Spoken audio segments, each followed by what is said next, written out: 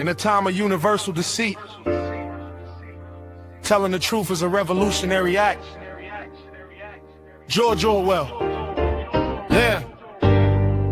This is Blunt Politics. The only podcast where we don't talk about politics. We be about politics. And our mission statement is to empower, educate, and encourage everyone to speak out against fascism. Speak out against injustice and fight for freedom and equality for everyone. What's up, gang? This is Blunt Politics. Appreciate you for being here. And we ain't stopping till they put us in the grave. We ain't gonna be quiet. And we ain't gonna be scared. And we ain't gonna go along with the crowd. This is Blunt Politics. And it ain't about left or right. It ain't about Dem or Republican. It's about right and wrong. It's about us versus. What's going on? What do you say we stop wasting time? Just get right into it. It's Friday, June 19th. Happy Juneteenth, everybody. Hit that like button on the way in. Subscribe to the channel. My name's Brian. This is Blunt Politics, and I do appreciate you for taking the time out of your day, whether or not you meant to or you just happen to stumble upon this podcast. Give it a couple minutes, see if you like what you're hearing, if you like what you're seeing, and then you can hit that like button, subscribe to the channel. Appreciate the chat, as always, for being here. Big salute to you guys. Like I said, we got a lot on the agenda today. It's a crazy day in the news. Again, you and I seemingly were both correct in our assessments that this whole MOU wasn't going to make it very far if, again, Israel wasn't going to play ball. And we've seen nothing but strikes between Hezbollah and Israel, probably still ongoing at this moment in time. There's been alleged reports from people on the White House side alleging that there is a ceasefire that's been reached. I am, for multiple reasons, highly skeptical of that, but we'll go over all of the news, all of the highlights, the lowlights, whatever you want to call them in today's show. But let's just go over a few of them. Well, before we do that, what do you say we say hi to the chat? You guys are the most important part of this whole community, right? You guys make up the community, so you guys deserve a little screen time. Forgive me, I do have a ton of stuff pulled up on the computer, so forgive me if there's a little lag. But like I said, I'm stressing out the computer with everything that we have to talk about today. But what's going on, mods? First and foremost, big salute to you guys. Thank you so much. What's happening? Roxanne, what's going on? No Money G, good to see you. What's up, Dame Dog? As always, what's up, Frank? My man, what's happening? What's up, Will? Good to see you. What's up, Luck Dragon? Appreciate you guys for being here. Thank you so much. What's up, Robin Flipper? What's up, Sarah? How are you? From the south coast of England. Thank you so much for tuning in. I appreciate that, which reminds me, this town is probably going to be in an uproar later on, if it isn't already, because Scotland has another match, I believe, against Morocco today at 6. So the kilts are out in full force. So I got to say, go Scotland. You know what I mean? It's just, we got to represent. Plus, I'll get beat up if you see them out and about anywhere. But no, thank you guys so much. Thank you, James, for being here. I appreciate you. What's up, Shawno? I see you down there. Thank you to everybody on Twitch. Like Kathy, I see you in there, Kathy. Thank you so much, everybody on Facebook, YouTube, Instagram, Substack. A couple of things we'll be talking about today. And like I said, make sure you hit that like button, subscribe to the channel on your way in. We're trying to get to 25,000 subscribers. Only with your help that we're going to get there. So we'll be talking about a few other things today. We're going to be talking about Trump's reflecting pool disaster. It just keeps getting worse, ladies and gentlemen. It just keeps getting fucking worse. $14 million for a green, shitty pool where the bottom is already peeling off. But we'll take a look at some of the video evidence proving that. We'll go over how Vance's Switzerland trip was canceled, again, amidst this Israeli Hezbollah ongoing attacks that we've seen here, strikes into Lebanon, and then Iran threatens to close the strait again. There's kind of conflicting reports coming from the IRGC, from people like Ghalibaf and Araghchi. We'll take a look at all of it, and you guys can put it together. Some more absolutely genocidal rhetoric coming from the Israeli leadership, and more promises to defy peace. So where this MOU is going to go, I have no idea. It seems to be dead on arrival right away, much like we suspected. But again, we'll go through all the footage and all the updates, and you guys can come to your own conclusions. Trump sat down with Axios. There's a couple clips coming out of that speaking about the Iran deal. We have a new Jonathan Pye video calling, basically Trump the peacemaker moron. We have new footage revealing that Russia blew up its own storage tank, again, giving us one of the most iconic shots of the war. So there's some other, like I said, other angles coming in. You can actually see the Russian anti-defense missiles strike its own oil storage tank, which is ridiculous. So we'll take a look at that. We got Ukraine strikes again inside of Russia. I have some Maxim Kalishnikov, which is the Russian military blogger, has a couple things to say about the strikes inside of Moscow. I know there was that Giorgia Meloni stuff that was going on, Giorgia Meloni fight between Donald Trump, basically saying, I think he called up to an Italian channel and said that, Giorgia Meloni begged him for a picture or begged to talk to him, something asinine and ridiculous, and she immediately clapped back with a video. So if we leave ourselves some time, I'm sure we'll be able to get into that. And then, like I said, written here, there's been that alleged reporting of the Israeli-Hezbollah ceasefire. So we'll dive into all of that stuff and even more if we can fit it into today's show. But let's start off where we've been starting off for the last few shows, guys. I appreciate you. Another milestone hit, another goal hit, 65% of the way there, almost 70% of the way to our goal with the Help 99 NAFO 69 Sniffing Brigade campaign. 13,415 euro raised, which I believe is somewhere in the neighborhood of 15,400, something around that. So again, huge thank you to everybody contributing. Let's see if there's anybody on the wall. Kimberly, thank you so much for your recent donation. Roxanne, Richard, everybody else that's on this wall, thank you so much for your contributions. And like I said, let's see if we can make this final push here, this final, the final 35% that we have to go towards our 20,500 goal, which is around, I think, 23,500, something along those lines in dollars. So again, going towards the 3rd Operational Battalion Artillery Platoon in the Lipsy direction for their NAFO 3.0 truck. So again, a big thank you for making this possible, an honor and a privilege to be a part of this with these communities. And to see just what this community is possible is what you guys are capable of is pretty substantial. And again, I am very appreciative of everything that we've built here. So big thank you to you guys. Make sure that, you click that link. It should be in the chat every now and again. If you got a $5 or a $10 to throw in there, again, thank you to everybody contributing. All right, let's see if we can dive on to a little bit of the recent crazy news, as we'll be trying to do. Let me see. I'll start exiting these out so I don't stress the computer out too much. Throw this on the screen, share this tab instead. Make this a little bigger. How you doing? Slide with me. You gonna work? Yeah, it should work. All right, here we go.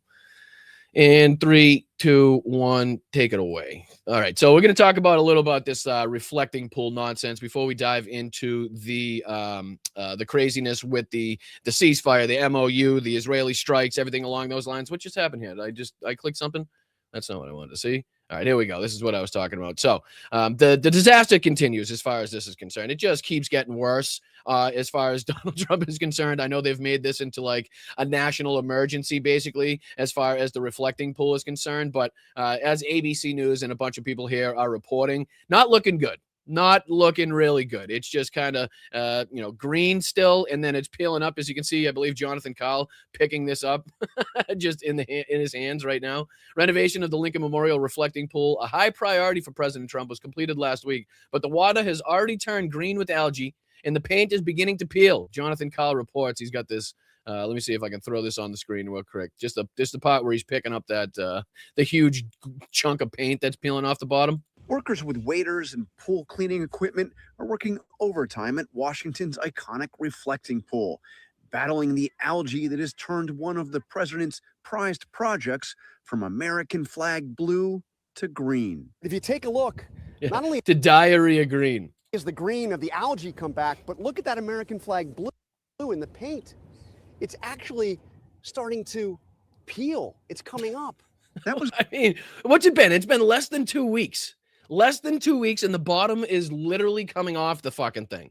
The whole thing that they did, which was paint the bottom, fill the cracks, all that, already just peeling up, right? And I've already seen from, I don't have it pulled up, but I've already seen from like the likes of Benny Johnson that there was reports that like liberals went in there and they somehow scraped or etched or whatever the hell he said, 8647 into the bottom of the pool, and that's why the bottom is now peeling off. Like they're trying any excuse whatsoever along the lines of, who was the other guy? Grant Stinchfield, who said that there must have been some sort of sabotage involved. It was kind of a post. I think this is by Reuters here. A combination of pictures of the renovations of the reflecting pool taken between May 2nd, May 28th, June 7th, June 12th, and June 16th, June 28th of 2026, which was painted blue at the directive of President Trump ahead of the 250th anniversary of the U.S. independence in Washington. And again, this is per Reuters. And you can see here, along the lines of the construction, it was maybe blue for about 13 seconds. And then all of a sudden it started going shit and puke green. Next thing you know, the bottom's peeling up, and it's again a total and outright disaster. There's actually a guy that stuck his underwater camera. This might be him here. Yes, there is a small section of the reflecting pool sealant that has ripped up. This guy actually sticks his underwater camera in there. Let's find out. Well, I'll make it a little bigger on the screen for you. Play. Resistant. Let's find out. Well, yeah. I mean, you can't even see it because the water's so goddamn disgusting when he sticks his camera under the water. But I think he has another one, too. Yeah, here's another one. Went back to the reflecting pool with a waterproof camera. Here's what it looks like underwater, where a section has peeled up and was removed. They're just like ripping the chunks out as they start floating to the top. Look at this. Let's start with the beginning.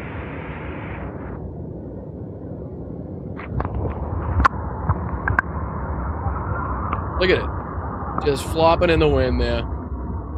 Already peeling up in everywhere that it's been. Looks like that's a seam.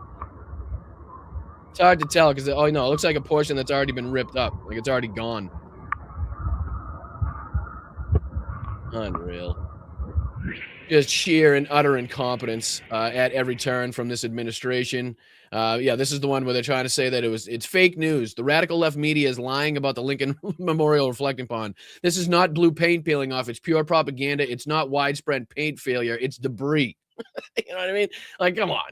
Who are you gonna get to believe that? Really? Who the hell are you actually gonna get to believe this? And like I said, if you go through it enough, you'll probably run into Benny Johnson's post where he's alleging that there was like, again, 8647 etched in the middle of the pool, but it was covered up quickly and repaired, so there's no photographs or something like that. And then if you look at the person that's actually, responsible for this, let me throw this on the screen real quick, because this is the guy allegedly who owns the company. This is the Trump donor and Mar-a-Lago neighbor, John Cafaro, who got the no-bid contract to install a water purification system for the reflecting pool. He has 2 prior convictions, one for bribing a member of Congress and another for an illegal loan that violated campaign finance laws. I mean, look at this fucking guy.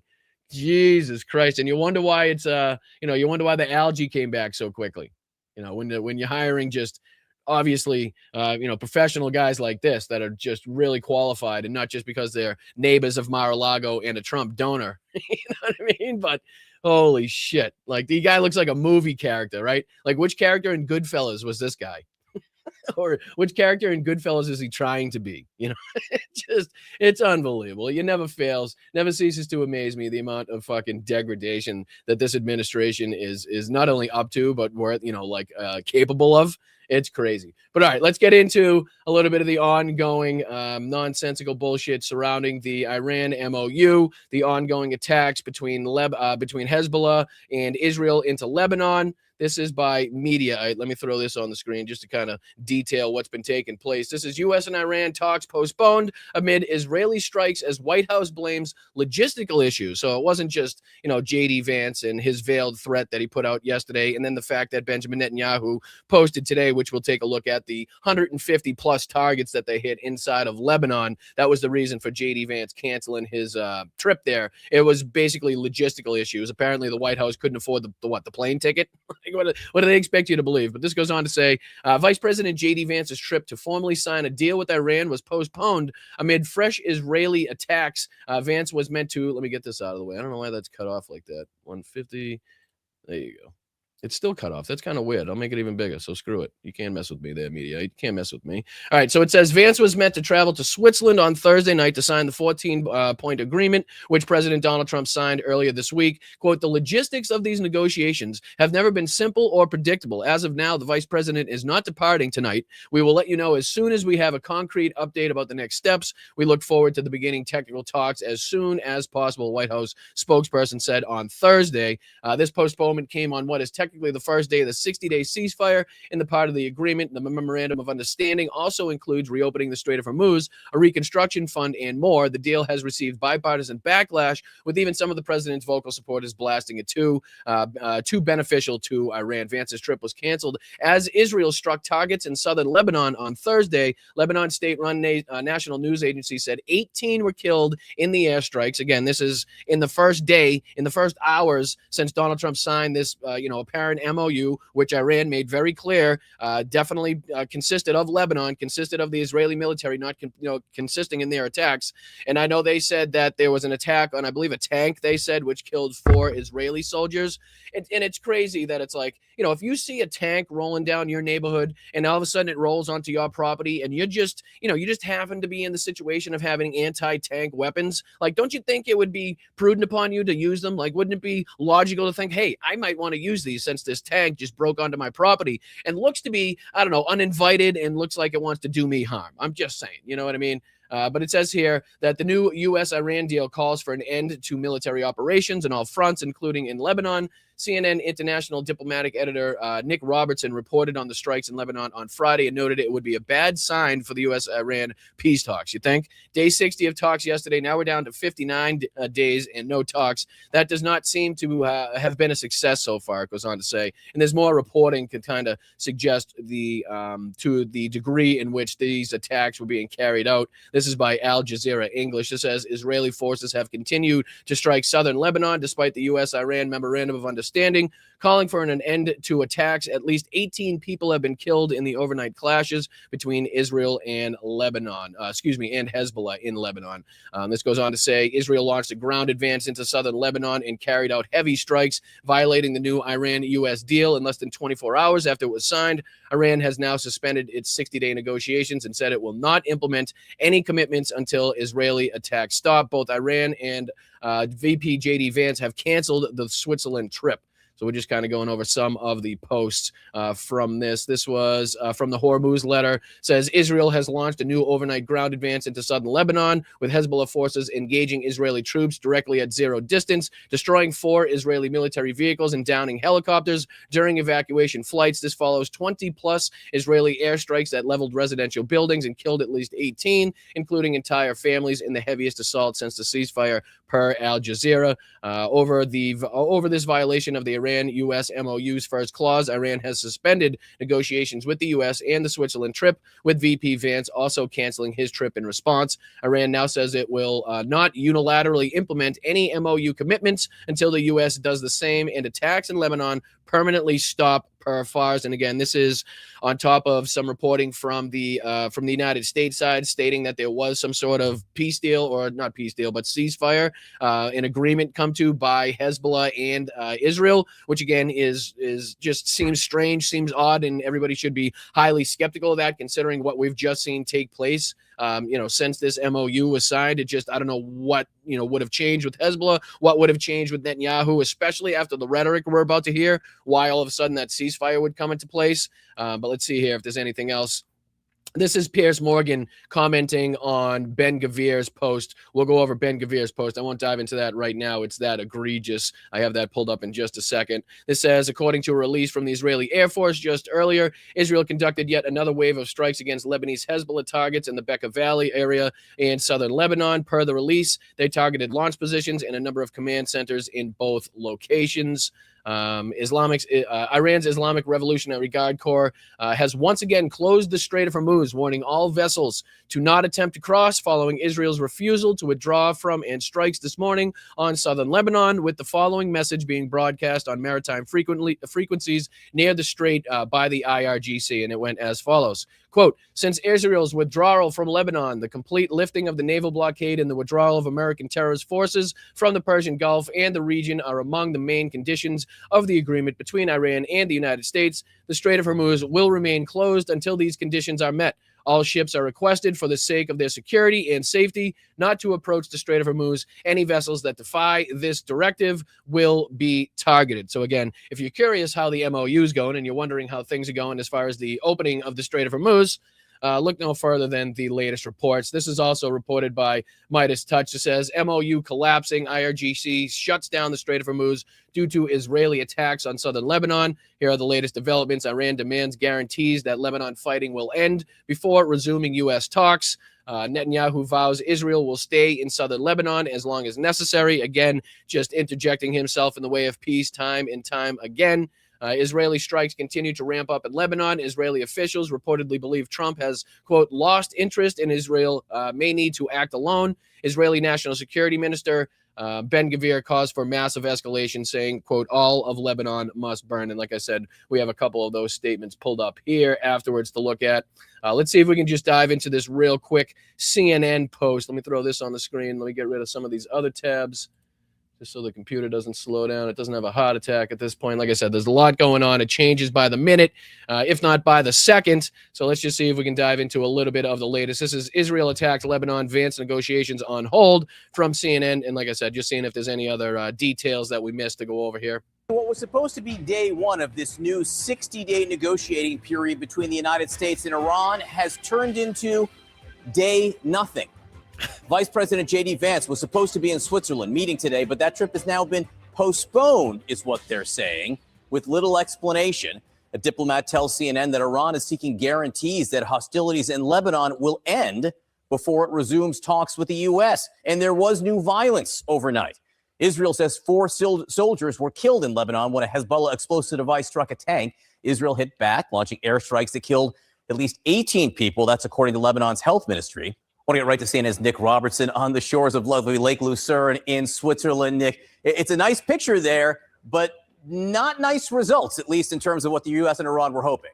So literally day one of this thing, you got the media in Switzerland ready for these peace talks, ready for J.D. Vance to show up, ready for the Iranian delegation to show up and sign his portion of this MOU. And literally the first thing that they have to report on is ongoing strikes between Israel and Hezbollah. The fact that the Iranians have again closed the Strait of Hormuz, not that it was really ever opened, hasn't been really enough time for it to even be opened. And that, again, J.D. Vance is not going to Switzerland and the talks are off. And this is off to a really good start, people. Real good start to this MOU. But we called it, right? You guys called it in the chat. We called it here. Like anything could happen. I remember Jim saying this in the Zoom chat that we had. Like, you know, between now and Friday, there's so much that could happen. We've clearly talked about the comments and the rhetoric coming from Israel and people, different people in the government there, and how they clearly want to step in front of the way of peace. They're definitely trying to, reject peace at all costs, and how they want to say they want to continue into Lebanon and obviously continue their other plights in their other fights that they have going on too. But it's crazy that this is what the media is reporting on day one in Switzerland as J.D. Vance is supposed to be signing this. They're talking about how nobody showed up and the bombs are still falling. Yeah, John, look, if you wanted a venue that speaks peace and tranquility, where two sides, the United States and Iran, can get away from the sort of domestic pressures of, is this a good MOU, is it a bad MOU, and just sit down and try to talk through and find the details and commonality that's going to bring a final result if it's achievable, this would be the location. That hotel on the top of the mountain there behind me was the venue. James Bond movies have been done around here. Goldfinger, I believe, was one of them. But right now, the thing that is missing here are the two sides. And as you say there, the Iranians are pointing to Lebanon and saying that that is part of the deal, that the first part of the memorandum of understanding is a ceasefire in all areas, including Lebanon, and part of that first line. It has always been a stipulation. It has always been part of the deal. Anything that we've seen proposed by the Iranian side over the 100 and something days that we've been going through this has consisted of the Israeli strikes in war inside of Lebanon, right? Their fight against Hezbollah. It's been part of that consistently. Right. So the fact that people are still kind of like shocked as to, why this would disrupt the MOU, or the fact that this is still going on to begin with, is like, well, obviously you haven't been paying attention enough. Not to say that he isn't, but, just the way that he made that kind of the report there. First paragraph in the memorandum of understanding is that all sides should respect the sovereignty and territorial integrity of Lebanon.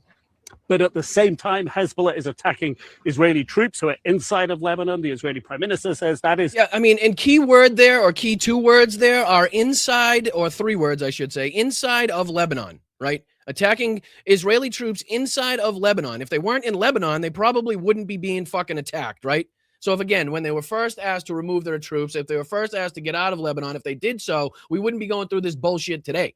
So it's like I said, if somebody rolls down your street into your community with the tank, rolls onto your property uninvited, and you just have some fucking weaponry to combat that fucking weapons platform, then, you'd probably be smart to use it. I don't know. It's crazy to me. And I'm sure with the fog of war, it's kind of hard to determine which came first, the chicken or the egg, right? The strike on the tank or the Israeli strikes into Lebanon, and then they were retaliated against on that tank. Like it's almost impossible at this point. Both sides are going to say that they were attacked first. But again, the fact that you're even in that position, the fact that you have troops not on what you call your territory is a fucking problem to begin with, right? Is just, we continue to say, when you have two enemies or two militaries in that close of proximity, these things are likely to happen and are going to continue to happen, whether they're mistakes or, a random soldier taking something into his own hands, which enacts this retaliation, any of those things. If you weren't that close in fucking conjunction, then guess what? It'd probably be less likely for this shit to happen.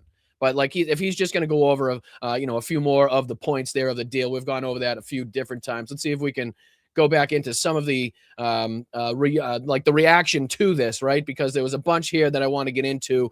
Here's another one from Batya Unger Sargon. Again, just a horrible human being, somebody that calls herself like a MAGA lefty, if like whatever the fuck that is. But she says here, VP JD Vance, she's the one that was like, if the czar only knew, right? If Donald Trump only knew like how much the American people were suffering right now, he would have never done this, or he'd do something to change it. Like the bullshit that she was trying to pull. We played a couple of her clips recently. Well, she's now again throwing the blame at the feet of JD Vance. Like a lot of these people are not, they don't have the spine, they don't have the backbone, they don't have the balls, right, to call out President Donald Trump because he's directly responsible for this. So they're all throwing, like Ben Shapiro did, JD Vance under the bus. And she continues that. She says, VP JD Vance just brought the U.S. to its knees with a humiliating deal weeks before our 250th birthday. So putting the whole deal at the feet of JD Vance. And I have absolutely no problem, and it's definitely right for people to put blame at the feet of JD Vance.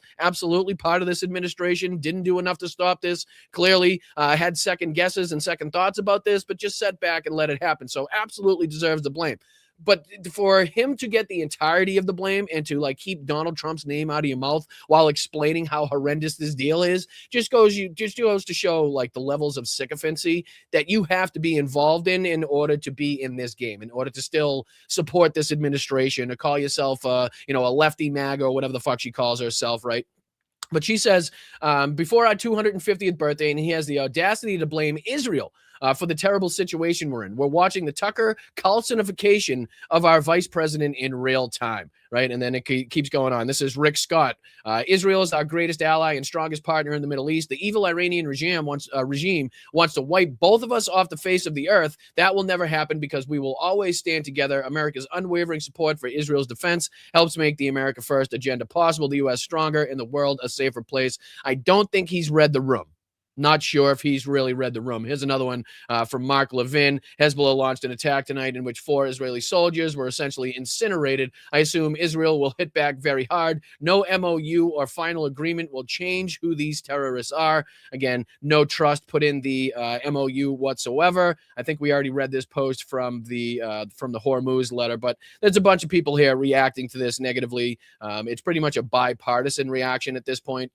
People on the left rightfully calling it out. People on the right rightfully calling it out, and then you have sycophants like Gunther Eagleman, Nick Sordor, and Jack Posobiec that are basically demanding Donald Trump gets a Nobel Peace Prize out of this. But here's what was posted by Benjamin Netanyahu, okay? He posted this about an hour or two ago. As instructed, the IDF struck powerfully 150 Hezbollah targets in Lebanon and eliminated dozens of terrorists. Right. So again, we're supposed to be talking about this thing coming to an end. We're supposed to be talking about Israel being part of this whole MOU. Like I said, the Iranians time and time again have stipulated that. And this is what we're seeing. Right. This is what we continue to see. Them just stand in the way of peace. They want to continue the war. He wants to continue being this war leader so he doesn't have to face accountability in his own country. It's, time and time again, we've seen the same thing go on. And this is kind of like the least genocidal post from anybody in his regime.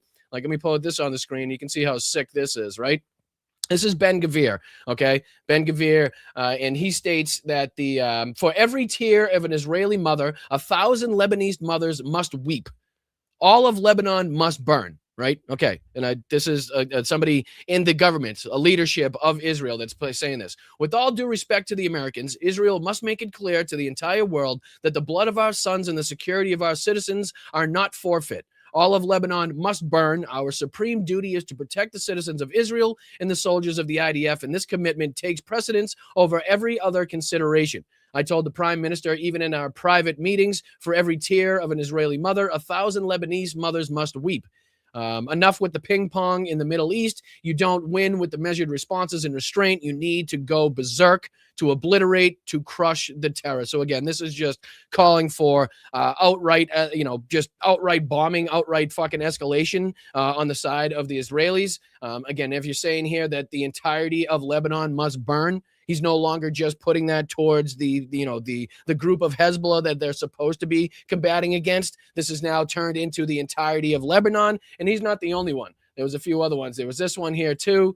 This is by the Israeli Defense Minister, Israel Katz. He says in Lebanon, 200,000 residents who lived in the, quote, security zone are not returning. Not one of them is returning. Again, just saying that all of the people that have been displaced, we're going to continue to kick them out and keep them out of their homeland, keep them out of there where they live. And it's just ridiculous to see this rhetoric. And this brought up this reaction here by Syed Abbas Araghchi, the foreign minister of the Islamic Republic of Iran.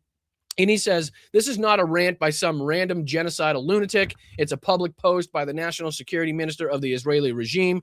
The genocidal death cult headquartered in Tel Aviv is a threat to all humanity. It threatens all humans. Its only interest is permanent war. And again, this is attached to the statement there, the tweet put out by Ben-Gvir, calling for the entirety of Lebanon to burn and the weeping of thousands of Lebanese mothers, as he put it there. Again, just showing you how genocidal the rhetoric is, how absolutely disgusting and vile these people are. Like, I don't know how anybody could come to any other conclusion hearing this and seeing what the IDF has been, responsible for, and not come to the conclusion that Israel is just the enemy of peace at this point, right? They are just homicidal, genocidal fucking lunatics that are running that country, and it's fucking bringing us down with them. And they're not even, again, they're talking about, acting independently, not giving a fuck what the Americans think, not giving a shit what Trump thinks, not giving a shit what the MOU thinks. Well, good. Then I don't give a fuck to send another single fucking cent over there. And it's been like that for quite some time. But, I'll reiterate and continue to re-stipulate that not another fucking cent should be sent over there if this is the way they feel, if that's the way they act. I mean, it's just, I don't think that anybody could come to any other conclusion other than that, right? I mean, it's fucking disgusting what we've now seen of them espouse the same genocidal, homicidal rhetoric that, again, the entirety of the world pretty much came together to defeat not all that fucking long ago. And to see this complete 180, and to see that they themselves had their grandfathers and grandmothers and ancestors go through what they went through. And then to see them just generations later try to perpetrate that against other peoples is fucking disgusting. You know what I mean? And it's crazy to see in basically one lifetime, that complete reversal, that complete 180 that we've seen, and them turned into just an international pariah. We've talked about the support for them, whether it's inside of, the United States voting populace, whether that's inside of the right or the left as far as politicians, whether that's the world in general, the support for Israel just go through the fucking floor, right? And when you hear shit like this, when you see that people in their leadership are calling for the, complete erasure, like Donald Trump was for the Iranian people, of the Lebanese people, and just, gloating at how many thousands of Lebanese mothers must weep, you can see why that's fucking happening. You can see why that's come to fruition. And, the people trying to still stand up for this and protect this and defend this shit is they're just sick, just as sick and twisted as the people espousing these beliefs. Let me see here if there was another one that I skipped over. Let me see. Was it that one? No. So we'll dive into this one next, because Trump sat down with Axios. I'm not sure what the reporter's name was, but there was only a couple clips that came out from that. So CNN kind of put together a couple of those clips, and I believe they spoke to the reporter that sat down with Donald Trump. But I don't think we'll get that far into it. I just want to see what clips they put together. and what Donald Trump was saying there about the Iran deal and what pushback, again, this journalist, whoever this guy's name is, was able to push back on. And like I said, I only think there was about 2 or 3 different short clips that have been released or were released from the time that I went live, so we don't have to deal with this too much either. I'm just curious how much people are pushing back and how much embarrassment Donald Trump feels as far as this deal is concerned. I'm not sure when he sat down, but we'll see what he has to say in this one. And then we'll jump on to this Jonathan Pie video ripping Donald Trump apart. So good segue. This is titled Trump the Peacemaker, and I'm sure there's some sarcasm involved in that one, if I know anything about the Jonathan Pie videos that we've seen recently. So again, let's just see if we can make it through this quick CNN clip of the, the few clips of Donald Trump sitting down with Axios being questioned about this Iran memorandum of understanding. Appreciate you guys. Hit that like button. My name's Brian. This is the Blunt Politics Podcast.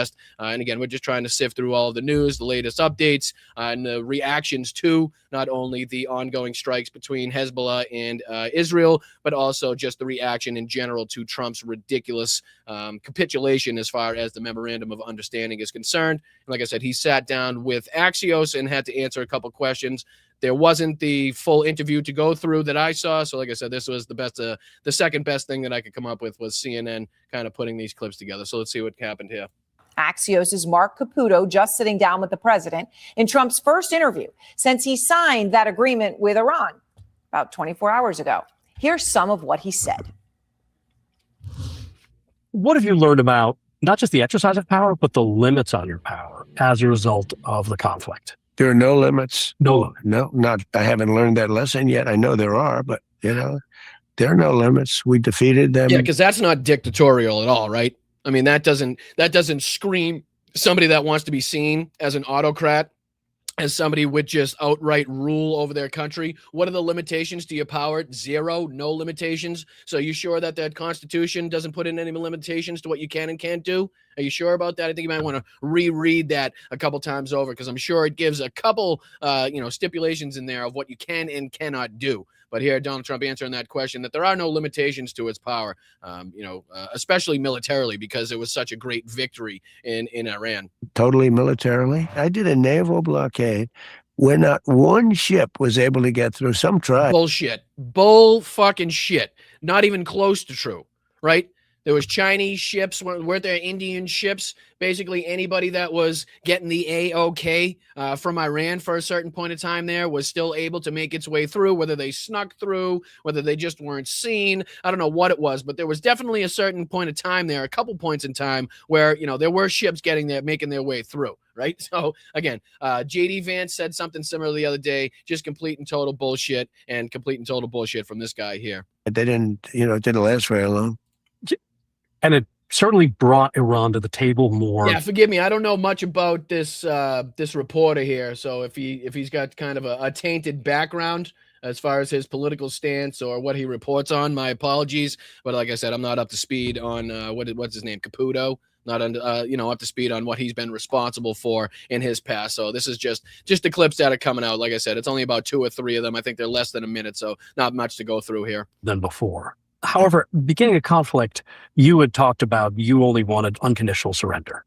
And the MOU doesn't look like unconditional surrender. Well, it really probably is unconditional surrender. It is? I think so. He thinks it's unconditional surrender to send over $300 billion, or to just, I don't know, poof, alakazam, make $300 billion just, I don't know, imaginately, like just appear somewhere on the Iranian side of things. It's not going to come from us. It's not going to come from our allies, but it's coming from somewhere. But apparently sending them over $300 billion and then unfreezing $24 billion in assets, and then making them or giving them control over the Strait still to be able to charge tolls, losing 13 servicemen and women, the billions and billions of dollars that we spent on this war, the amount of damage that was, accrued over the U.S. bases in the Middle East, all of these things, and the list could continue to go on there. All of those things, and what we see in the memorandum of understanding, and he's going to try to tell everybody that was, an outright capitulation by the Iranian side. Like, they're jumping up and down over there, right? Like their population may have suffered, their economy may have suffered, but you think the IRGC and the leadership actually gives a fuck about that? Or are they more worried about their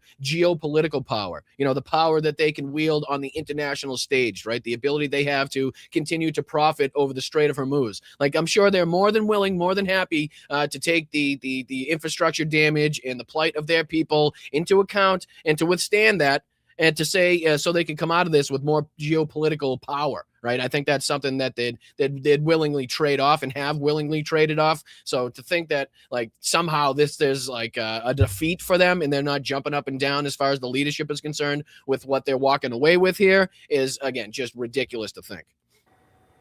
You heard the incredulity in Mark's voice. We've got much more of this. I mean, Mark went on to question the president about his claims that there's been regime change in Iran. And Trump responded to him in that case. He said, I actually think it's regime change if you want to know the truth. Now, Caputo responds to Trump, how is it regime change if you had, and then Trump jumps in on him and says, because they're different people. Caputo responds, but you have Khamenei Jr. You have still a lot of IRGC officials there.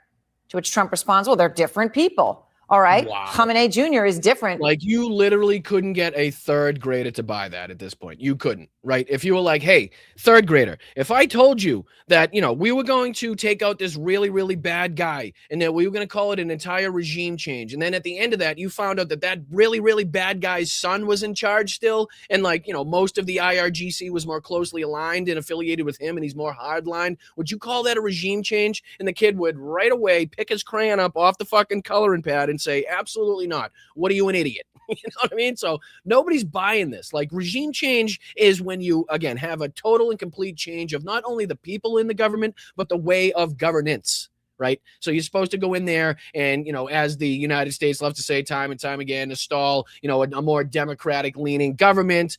That's what a regime change would be. Not the same fucking family, but just a different person, more hardline, more affiliated with the IRGC, more pissed off that you assassinated his father, more pissed off that you fucking hit hospitals and assassinated kids in girls' schools and shit. Like, that's not what they mean by regime change. And I know that you guys understand it, but the fact that he's still trying to get this across and purport that like there was regime change and total annihilation of the military. Meanwhile, they still have 70 to 80% of their missile and drone capabilities left, right? I mean, it's just your own intelligence assessments don't back this up. Does anybody want to tell him that? Like, your own intel, not that he believes his own intelligence. Remember in Helsinki, where he believed Vladimir Putin over his own intelligence agencies. So this is, again, right in line with everything that he's consistently done throughout his time as the president or in politics in general. But, you know, he's going to continue doing this until the Titanic hits the bottom of the ocean. He's going to try to make it seem like this was some unbelievable victory. You know, the military was eradicated. They completely capitulated, and everybody knows the truth, and that we were the outright capitulators in this case. From the father. It's almost like that's a late night skit. Okay, there's a lot more news from this headline-making interview, and we're going to be talking to Mark Caputo in just a moment. We've got more for you. But you've heard the president make a number of claims in the interview. For example, you know, this whole issue of regime. Again, I just want to see, I don't care about her speaking with the guy. I just want to see if there was any other clips to come out of that. I think they might replay some of those same ones. So that might be it from this clip that we have to go through. Let me see. Was this the same one? I think so. Like unconditional surrender. Yeah. And well, the MOU doesn't look like unconditional surrender. Well, it really probably is unconditional surrender. It is? I think so. It probably is. I mean, if that doesn't like portray confidence, right? If that doesn't portray just outright confidence in his ability, his military strategic, you know, capabilities that he has, I don't know what does. It probably maybe looks like kind of, you know, an outright capitulation. You know what I mean? Just fucking this guy. But all right, let's see what Jonathan Pie has to say about this deal himself. He's usually got, you know, a few opinions on the matter, and he's titled this one, Trump the Peacemaker. And like I said, I feel like there's a little bit of sarcasm coming in that one. So let's see what Jonathan Pie has to say about the Iran Memorandum of Understanding. I appreciate you guys. Hit that like button. My name is Brian. This is the Blunt Politics Podcast. And like I said, typically this is very well done. So let's see what he's got for us today. More than 100 days after U.S. and Israeli bombs began falling on Iran, both sides are claiming victory, a sign perhaps of how much both sides needed a way out. Back to you, Sophie. Thank you. It's interesting, isn't it, that Trump signed this deal in Versailles, the location of another famous humiliating total capitulation.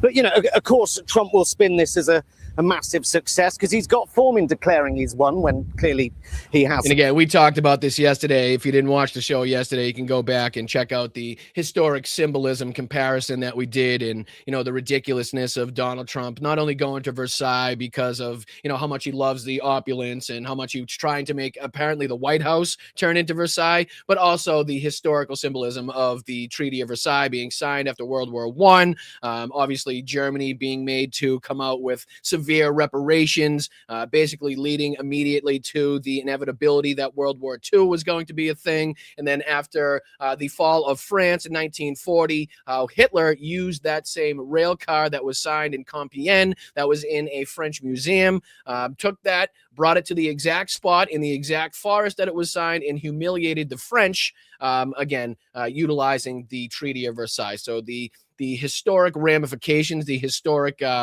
consistencies in this are not lost on many people. If it is lost on people, you're probably a Republican, but it seems to be like everybody else saw that, kind of the irony in it, let's just say.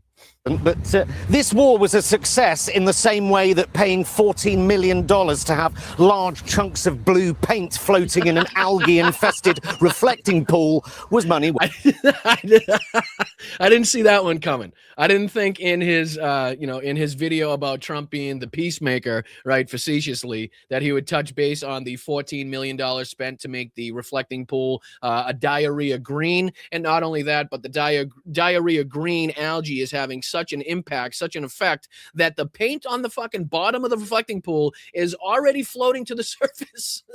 And it's been less than 2 weeks. It's got to be. I know time is like irrelevant at this point. It's all like mumbled and jumbled, but I think it's been less than 2 weeks by my calculations. Well spent. The truth is, the United States has rarely looked weaker and Iran has rarely looked stronger, having now worked out that if anyone doesn't do exactly what they want them to, they'll just close the Strait of Hormuz and they've got the whole world by the ball bags. And again, that is their nuclear weapon. So even if at the end of this, which is, again, a far cry, is definitely not something likely to happen, that, these talks, which are supposed to be in the first day, are already not happening because of ongoing bombing between Hezbollah and Israel, right? So not a good sign, not a good start to begin with. But again, even if these two sides stipulate that whether the Americans, the United States, could go in and dig up the enriched uranium, the dust, as Donald Trump would call it, and like to tell you, is going to happen. Meanwhile, I've never once heard that stipulated, agreed to, or even suggested by anybody on the Iranian side, whether government spokespeople, IRG spokespeople, anybody. So that's ridiculous. But the fact that they could agree to that, right? They could agree to give up their enriched uranium, which they had already previously stated they weren't trying to get a nuclear weapon.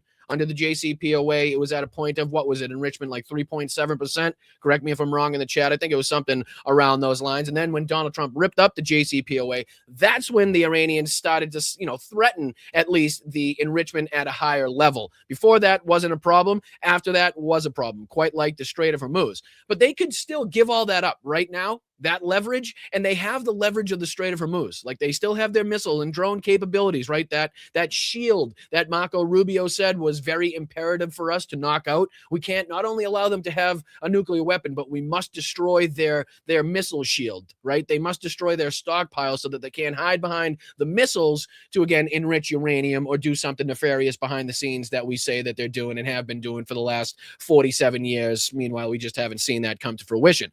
Anyway, but the Donald Trump has given them the biggest chip that they could possibly ask for, right? The biggest casino chip that they could possibly ask for, worth the most fucking money, is the Strait of Hormuz, their control over it, whether that be with in conjunction with Oman and being able to charge tolls, or again, just the recognition from people in the area, in the world writ large, that if we fuck around with Iran, they have the ability to do this again. They have the ability to start putting in fucking mines. They have the ability to start lobbing drones and missiles into the strait, and they have the ability to choke that off for the rest of the world to start feeling those impacts. right? So again, they don't need the enriched uranium.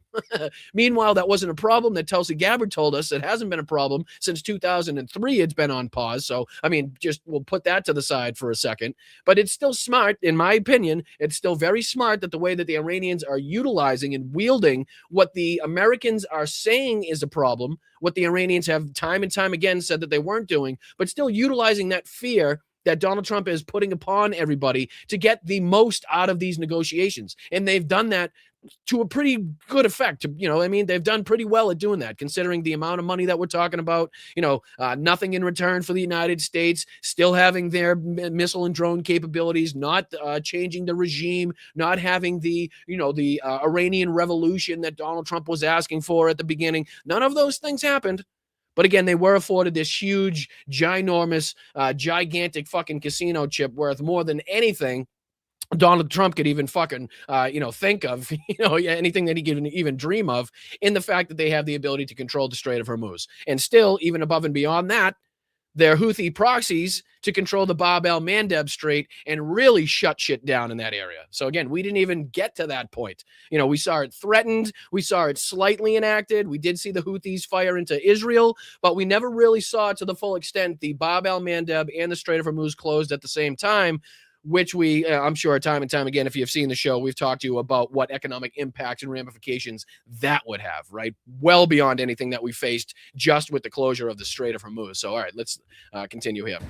We went from week 1, I will win, victory will be easier than that time I kidnapped the president of Venezuela, to week 2, I won, to week 3, why aren't you helping me win, to week 4, I don't need your help to win, but if you don't help me win, I'm going to destroy NATO. Week 5, if you don't let me win, I'll annihilate an entire civilization. It's quite a feat to give the Iranian regime the moral high ground, but luckily Donald Trump shattered the illusion of American morality a long time ago. Week 6, we're winning, and to prove it, here's an AI picture of me dressed as Jesus. Week 7, the Pope is a soy-filled woke Guardian reader. Week 8, I'm getting bored now.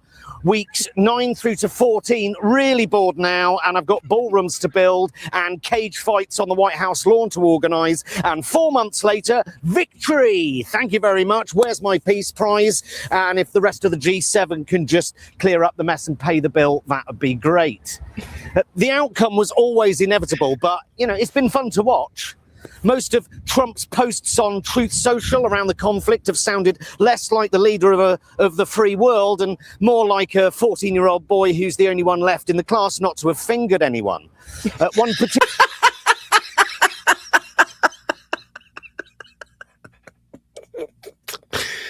Oh, fuck.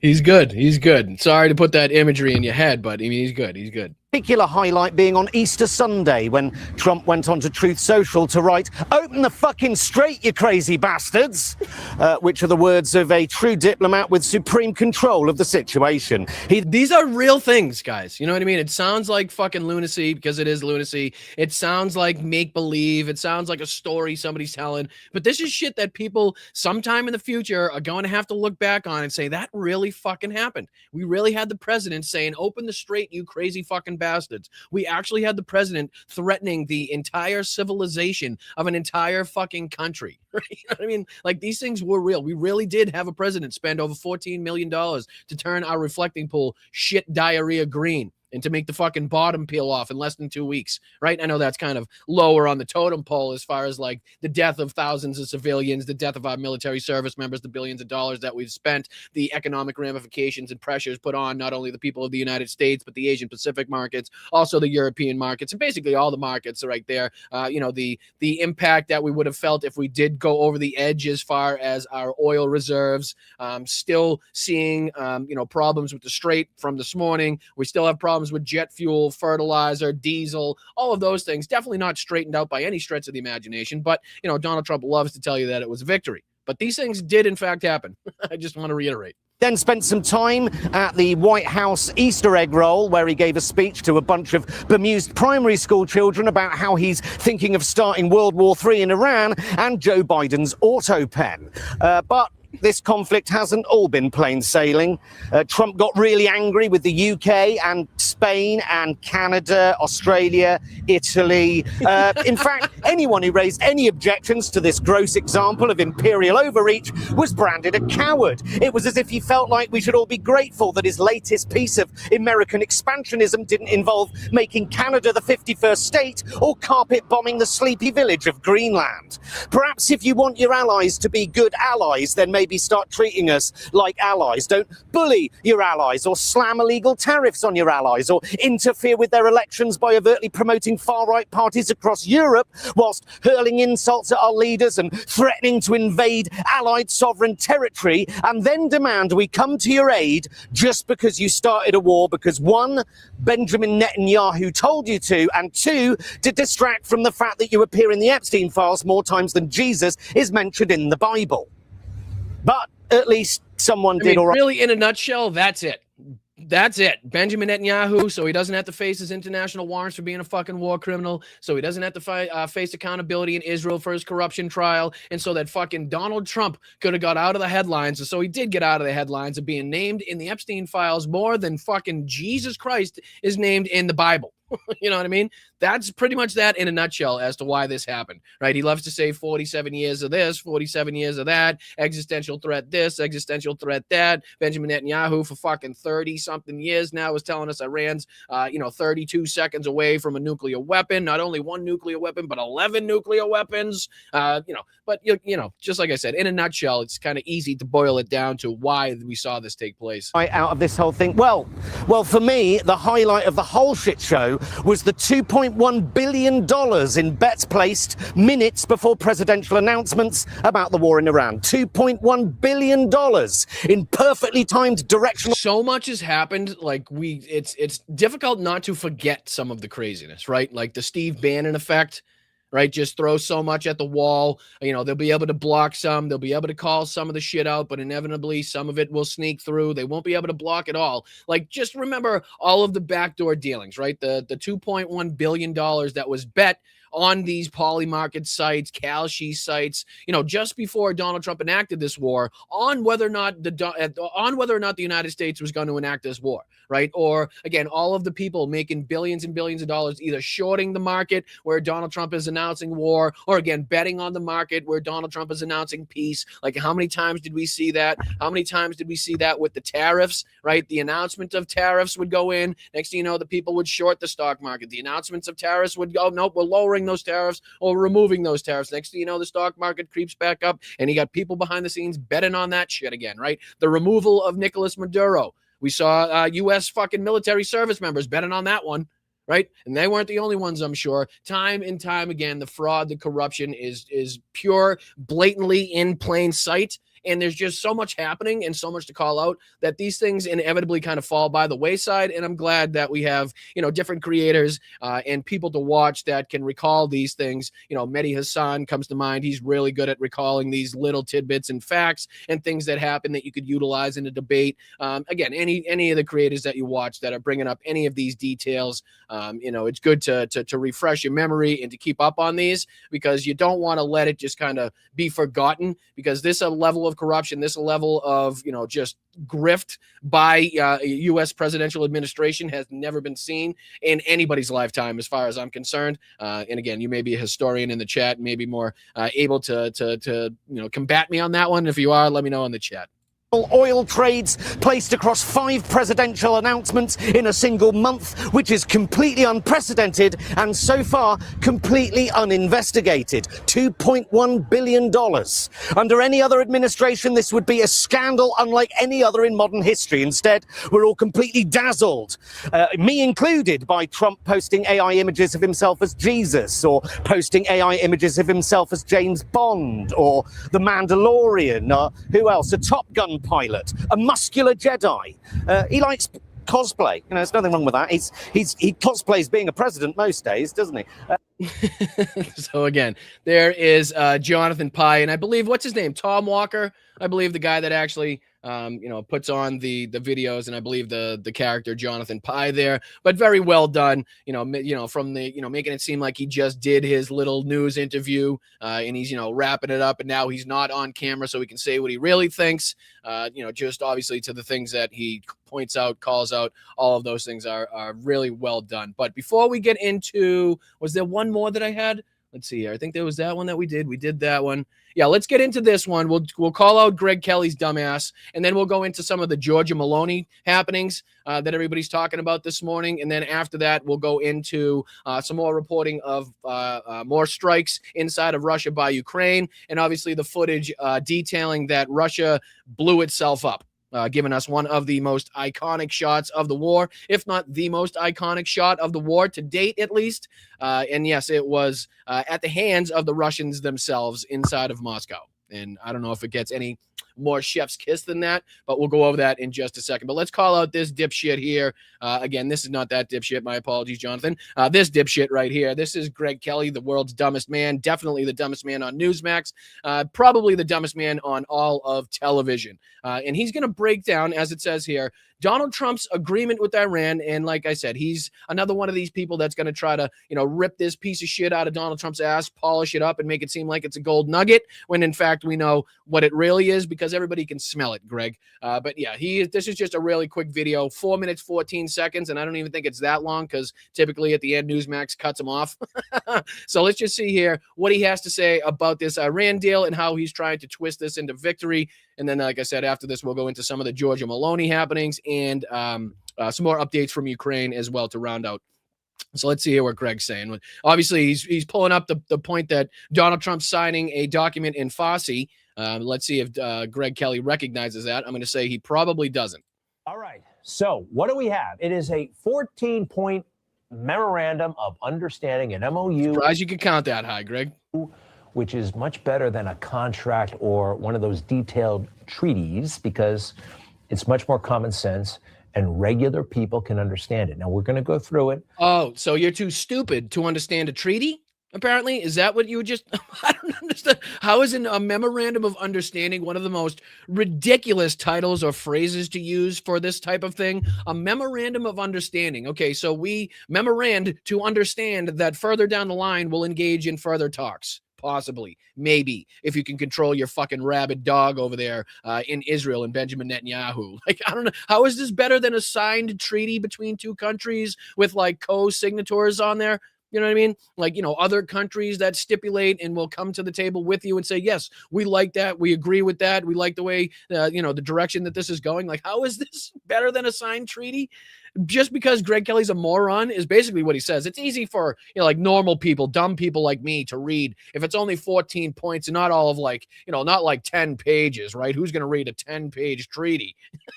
Fucking idiot. All right. So what do we have? It is a 14-point memorandum of understanding, an MOU, which is much better than a contract or one of those detailed treaties, because it's much more common sense and regular people can understand it. Now, we're going to go through it. Some of this is face-saving for both sides, but especially the Iranians. They've been How much of Donald Trump's face did he save with this deal, Greg? How about you start with that one? Start with that side of it. What face did we save? Because the face that you're showing on your screen doesn't look saved at all. It looks like hell. A lot. They have lost a lot. They have trillions of dollars damage done to their country. All right. All of this has to be. Greg has absolutely no fucking idea the dollar amount of damage that was done to the Iranian civilization, the Iranian infrastructure. He's pulling that straight out of his ass. I'm sure there was substantial damage done, but the fact that he's saying there was like trillion or more than that, or given any specific number, is just ridiculous at this point. But you know what would go to help? I don't know, say $1 trillion of damage would be, I don't know, nearly $500 billion, right? And then the ability to continue to sell oil. And then the lifting of sanctions, and then the ability to continue to get tolls and fees that are, from ships that are going through the Strait of Hormuz, possibly after 60 days. That would go to help, fix all of that, damage that you say was worth $1 trillion or so dollars. That would help, because that's what's in that deal. So you think, that wouldn't be really losing face for Iran, considering, all of the damage that the United States and Israel have done. They seem to be getting paid back for. It's like, okay, we just enacted this war that we say was really justified. It was really necessary, but don't worry, we'll send you all the money back for all the damages we did. Meanwhile, we expended billions of dollars in munitions, the billions of dollars in damage to the U.S. bases, all of the economic hardship to our people in the United States that has been placed upon them. The fact that we still aren't anywhere remotely close to gas prices, grocery prices, any prices just before this war started. So, we still have that going for us as well. Factored in. And I think he's done a masterful job. Masterful. So here is the MOU. All right. Yep. 14 Hit me with it. points. Now, one little thing I'm going to. All right. So, Greg, this must be the important part of it, right? Because this is the first thing that Greg's stipulating on his show. So this must be the really important parts that Greg's about to tell us about. So take it away, Greg. What are these important parts that you saw right off the bat? Point out from the top. When I first glanced at it, okay, I didn't like it right off the top, but my Why? concerns were allayed. This is what it says now. The United States of America, the Islamic Republic of Iran. This is not a small thing. Those are the two countries involved. Unlike the JCPOA, which had other countries also sign on to that and say, yep, we like that. We think that's good. It's at least a good starting point, and maybe we could build off that. We sure as fuck shouldn't just rip it up without having anything else to install or put in its place. That would be fucking ridiculous. But it is a good starting point, which other countries also stated. I believe it was like Russia, China, correct me if I'm wrong, but other countries as well, not just the two people that were involved and then kind of leaving Israel to the side to kind of play the game that they want to play, right? So I'm not even sure how it would work, with the alleged ceasefire between Hezbollah and Israel, considering that already in the MOU, Iran said that the hostilities need to end and that Israel should take all of its forces and withdraw them out of Lebanon. So if that ceasefire, from what I heard, basically stated that a ceasefire would happen, but Israel would stay in place in southern Lebanon, like that's already that's already a violation of the MOU that was signed. So how these things could be compatible at the same time is also giving me kind of reason for skepticism. And like I said, these things are changing by the second. So if something has happened since I got on, my apologies. But like I said, that was kind of the latest that was being reported. It was unconfirmed. There was just the reports of an alleged ceasefire, but we were still looking at bombs and missiles being dropped and the reports of 18 plus killed on one side, 4 plus killed on the other side. So it's like, well, again, it's just asinine for you guys to be purporting a ceasefire at the same time we're reporting on all of this death, destruction, bombs, and missiles being fired. So I'm skeptical, rightfully so. In the earlier draft that I saw, it what the was fuck is he United talking States and the Islamic Republic of Iran, right? The United States looks smaller and less important in this. Oh my fucking God. You have got to be shitting me. Wow. Jesus fucking Christ, Greg. Like, I know he's dumb. Because we've covered him for a long enough time and a long period of time to know that he's just an absolute fucking moron. But he still just amazes me every single time we pull up a clip, just how stupid he is. All of the death and destruction, all of these serious points, all of the things that you could be pointing out with this MOU, everything that's come with it, all the prices that we've had to pay for this, that we consistently and continuously pay for that right now. And you know what he's worried about? The fact that it says the United States of America and not just the United States. Do you know why? Because that makes the United States look smaller. That's the point he's making right now. That was the first thing that stuck out to him, and that's what he's utilizing his Newsmax show, his segment on Newsmax, to talk about. The fact that they added in some cases, or in some writings, America onto the United States, and it doesn't have just the Islamic Republic of Iran being bigger than the United States of America. I shit you not. That's what he's talking about. Document, and it bothered me. And before I could even say, this bothers me, I got the updated draft, and it has the United States of America and Iran. No, that just says the United States and Iran, dickhead. What are you talking about? Are you going to get on the same page with your producers or what? Because I don't think that was the clip that you meant to put up, because that just says the United States and Iran. That doesn't say the United States of America and the Islamic Republic of Iran. What are you talking about? Well, that's what our purpose is, but it's also, we are full-fledged the United States of America and the Islamic Republic. These little things matter just a little bit, That's what they kind of hammer out when they're negotiating in Zurich and Geneva. Are you fucking shit? Well, first off, nobody's in fucking Switzerland. I can tell you that much because that trip was canceled because the MOU didn't last fucking 24 hours, apparently. But anyway, you think this is what JD Vance is hashing out? You think this is what the negotiators are fucking hashing out when they sit down for negotiations, whether or not it's going to say the United States or the United States of America? Are you shitting me? You got to be shitting me. And I know this is beneficial to you because it probably took up 3 or 4 minutes of a segment where you didn't have to talk about how damaging, chaotic, erratic, how much of a capitulation and a surrender this is by the United States to the Iranians. But again, you really honestly believe that this is what they're sitting down hashing out around the table is like, should we have it say United States or United States of America? Let's have that debate go around the table. Like, shut the fuck up. But again, he goes on here and says absolutely nothing, but going over some of the points and then absolutely misinforming the public, misinforming anybody that's viewing this channel about what those points mean. So again, to save a little bit of time, we don't have to dive through that entire one. What do you say we take a look at what's been going on with Giorgia Meloni? Because apparently Donald Trump found it necessary to call into an Italian, was it a radio show? Was it a phone call? I believe it was a phone call that he had on a radio show where he basically said that the president of Italy, that Giorgia Meloni, begged him to take a picture or begged to talk with him, and Giorgia Meloni right away decided to clap back. This is posted by Midas Touch. It says, here are Italian PM Meloni's remarks about Trump translated to English. So certain things deserve an immediate response. She says, Donald Trump's statements are completely made up. I am frankly stunned. I don't know why the president of the United States behaves this way. And like I said, this is translated, so I'll let her speak. Let's see if we can get, I wonder if Donald Trump's, what he said is posted here. Let's see here. Yeah, I think it's right here is what he said. Is this a video? No, not a video. But it says, Trump on Italy's Prime Minister, Giorgia Meloni. She's probably happy I talked to her. I didn't have to talk to her. She begged me to take a photo with her. She wanted me. Excuse me. Let's put this on the screen. My apologies, guys. My apologies. What a dingleberry. But all right, we didn't have to get through too much anyway. But this is the statement by Donald Trump and apparently calling into that, what was, I think, an Italian radio show where he says she's probably happy that I talked to her. I didn't have to talk to her. She begged me to take a photo with her. She wanted a photo with me so much I wouldn't have even done it, but I felt sorry for her. Okay, again, supposed to be an ally.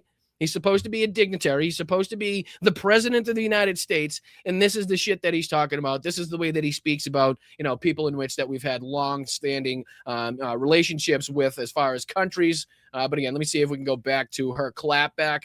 Let's see which one of these is. Yeah, this one's translated to English here so we can understand it. Let's see here. This is her clap back to Donald Trump. She put this out, I think, pretty much right away upon learning about Donald Trump's statements. I don't think it was too much longer after that. So let's see what she said. This is, again, Italy's Prime Minister, Giorgia Meloni, clapping back at Donald Trump for his comments on the Italian radio show there. I believe, correct me if I'm wrong, like I said, but I think it's close enough where you guys get the gist of him saying that she begged him to talk to him and begged him to take a picture with Donald Trump. So this is her response to that. So certain things deserve an immediate response. Donald Trump's statements are completely made up. I am frankly stunned. I don't know why the President of the United States behaves this way with his own allies. It's not the first time this has happened, after all. I can only say it's a shame. He doesn't show the same determination with the enemies of the West, with the enemies of the United States, with leaders with whom instead he proves to be much more accommodating. But he must remember one thing. Italy and I never beg. So certain things. So again, that was her clapping back pretty strongly too, I might add, at Donald Trump's comments there. But a lot of people speaking about this kind of trending on social media on a lot of sites there. So I figured we'd touch base on that and just kind of give you the information as to what was going on. I'm sure you maybe heard a little rumblings behind the scenes. But yeah, just Donald Trump again. Diminishing, degrading allies on the world stage, using his misogynistic piece of shit attitude and way of life to, again, disrespect, dignitaries and heads of state on the world stage and embarrass the United States as he typically does But like I said, I just wanted to show you guys what was going on with that. I don't know if he's clapped back yet. I'm sure he's probably said something stupid on Truth Social, but we don't have to get into that. That's all bullshit. All right, let's get into this, though, because this was pretty remarkable, I must say, because we did a substantial amount of reporting on this yesterday, which was the Ukrainian strikes inside of Moscow, targeting the Moscow oil refinery. And then, obviously, that very iconic clip that we got of the oil storage tank and its top being blown sky high. But now we're getting a different angle and some more reporting that is proving that it was the Russian side that blew itself up. You know what I mean? It was a Russian anti-missile, right? Anti-defense missile that actually didn't make it into the sky, but just kind of flew sideways into its own oil storage tank. Here's that clip here. Here's that angle giving us that shot. And you'll see probably about, I think it's about 20 or so seconds in. I forget at this point, but you'll see it go flying from the right side of your screen through the screen. And then afterwards, you'll see the obvious explosion from that oil tank, which now we can pretty much confirm that was from a Russian anti-drone missile that was supposed to be defending the city, but in fact took out its own oil storage tank. So again, this is posted by Jay in Kyiv, and he says, Russian air defense remains the most steadfast and loyal ally of Ukraine, obviously using a little facetiousness, a little joking manner there and detailing this video. So let's take a quick look. This is a minute long, and I think about 20 or 30 seconds into the video, you'll see it. I'll point it out either way. Let me get out of the way for you so you guys can see all of it, and I'll let it play. So the first plume of smoke that you'll see, or the first missile smoke that you'll see, is not the one that we're talking about. So you'll see a missile kind of go straight up and to the left. That's not the one. So you can see the drone, Ukrainian drone, flying into the city. You can hear the small arms fire in the background. That's the first missile that tries to go up. Not sure if that was successful or not. I would gather that it wasn't. And here comes the second one. Watch it go. See it go by the screen? Next thing you know, boom.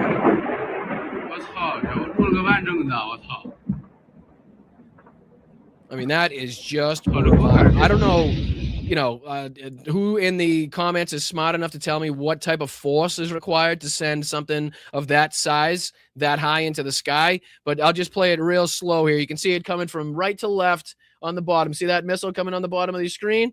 Right, so we'll follow that path. Goes out of the shot of the camera for just a second, but it does pan over quick enough where you can see the direct line of path from the smoke trailing behind it right into that oil storage tank, right? So not a Ukrainian strike, not a Ukrainian drone, not a Ukrainian missile that the Russians could blame this on, but their own Russian air defense missiles that, in fact, took out this fucking oil storage tank and had this, in fact, this impact and gave us one of the, or if not the most iconic shots of the war. And you can tell that this is, I think, on the opposite side of the footage that we were getting yesterday, or a little of the footage that we saw yesterday. This may have been out already, but again, we tried to compile as much as we could possibly compile. And I think this is on the opposite side, because I remember the top of that being on the right side of the screen, and you can see the top of it. This one, it's more towards the left of the screen, and you can see like the underside of the lid there, so to speak, whatever you want to call it. But that's, I think, from the opposite side, the opposite angle, because we were trying to use this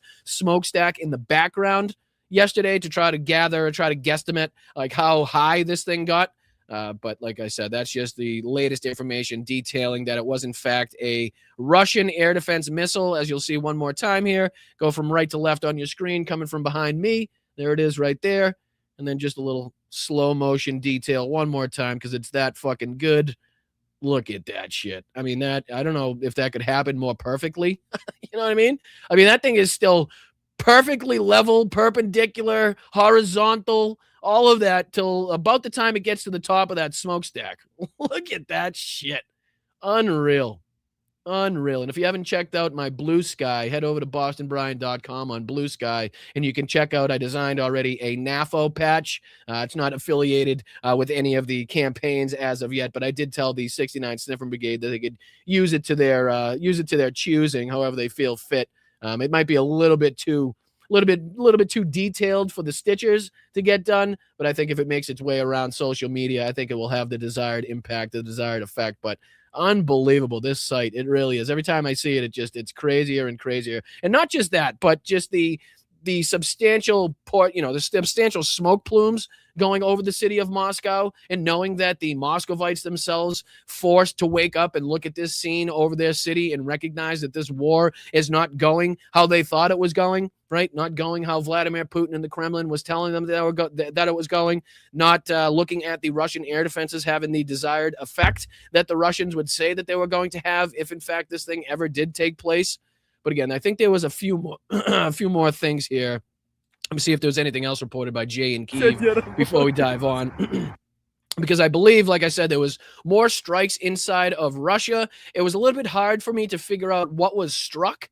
I didn't see any of that before I hopped on, but I did see that there was, Russian air defenses that were active and people in Russia that were detailing more Ukrainian drones flying overhead. Let me see if there was anything here. Yeah, there's Benny Johnson in his face there. We talked about that yesterday. It was beautiful. Thank you again to everybody that sent that to me on social media as requested yesterday. The sight of him and his gawking face looking at the, the skyline of Moscow in flames there yesterday. Here's a couple other ones. This is the Russian air defense systems basically just shooting out man pads over what is civilian traffic going by right in front of them. Check this one out, right? This is nuts. And I believe these are Moscovites, Kadyrovites, if I'm not mistaken. It says, while the world's defense industries march forward towards technological at a faster rate than any other time since World War II, scenes from yesterday's Moscow air defense units, and here they are, basically just shooting over civilian traffic, which is crazy.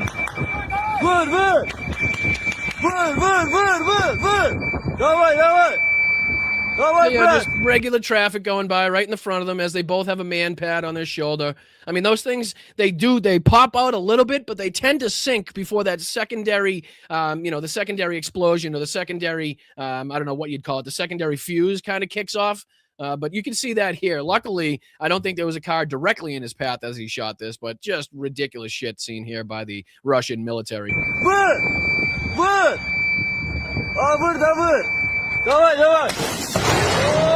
See how it drops down just a little bit before that secondary fuse kicks off and, drives it up into the air towards its target. So if there was a car right in front of him, or if this white van in the background was right in front of him, it would have got smoked. You can hear him, inshallah. Like, I think that's, how you can tell it's the Kadyrovites, if I'm not mistaken.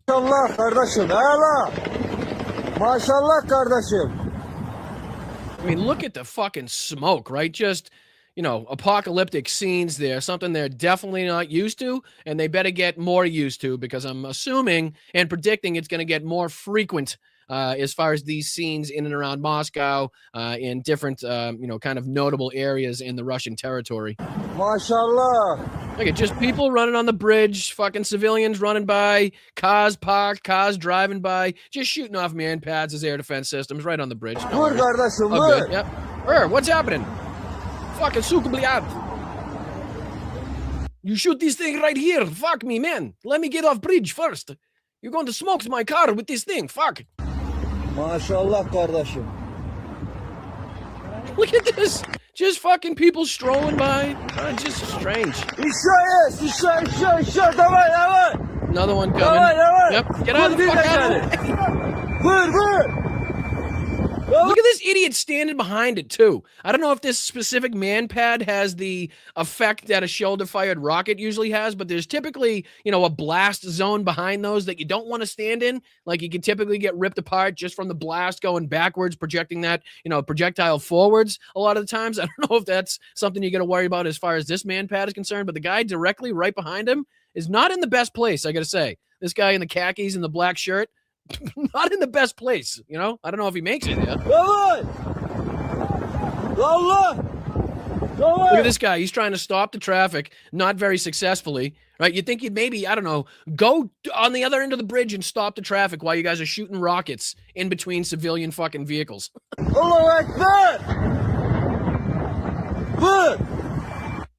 Unreal. You wonder why they're losing, right? Jesus Christ. Let's see if there's anything else reported here. Russians allowed a cheap KGB punk to seize control of a government, loot the country for 26 years, murder millions of people, and now the bill has come due. Generations of these filthy fucking savages will pay the bill. Amen, Jay. Let's see if there was anything else. Like I said, I have a couple reports to bring up. There was this one as well. Let me see if I'll bring up. Yeah, let's just put this one on, and then we can end on the Russians being really pissed off. This is from Noel Reports, and we'll just go through some of this reporting. I think this is detailing some of what happened overnight. This says Ukraine's Special Operations Forces and its Middle East Strike Ballista drone unit disabled a railway bridge over the northern Crimean Canal over Rozdolny. Overnight on June 18th, SSO said its drones are changing the rules faster than the enemy can lay its tracks. And again, here's some images from those strikes there. There was another one. Satellite images show how serious damage to two pumping stations. Buildings at the Balakonika oil pumping station is Russia's Nizhny Novgorod region following a Ukrainian drone attack. Let's see here. I think there was some other footage to come in here. Ukrainian drones are attacking Russian regions again. This was 12 hours ago in occupied Crimea. Monitoring channels report the activity of numerous drones already. So let's see here if we can take a look at this footage.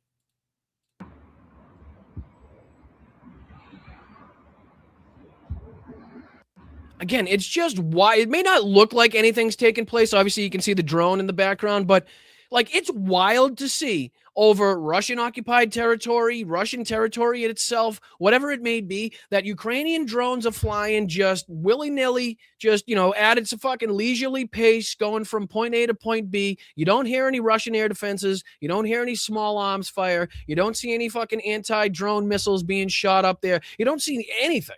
It's crazy. Right? I mean, what did Hermann Goering say during World War II? That there would never be any Allied bombings over Berlin? If so, you could call him Meyer.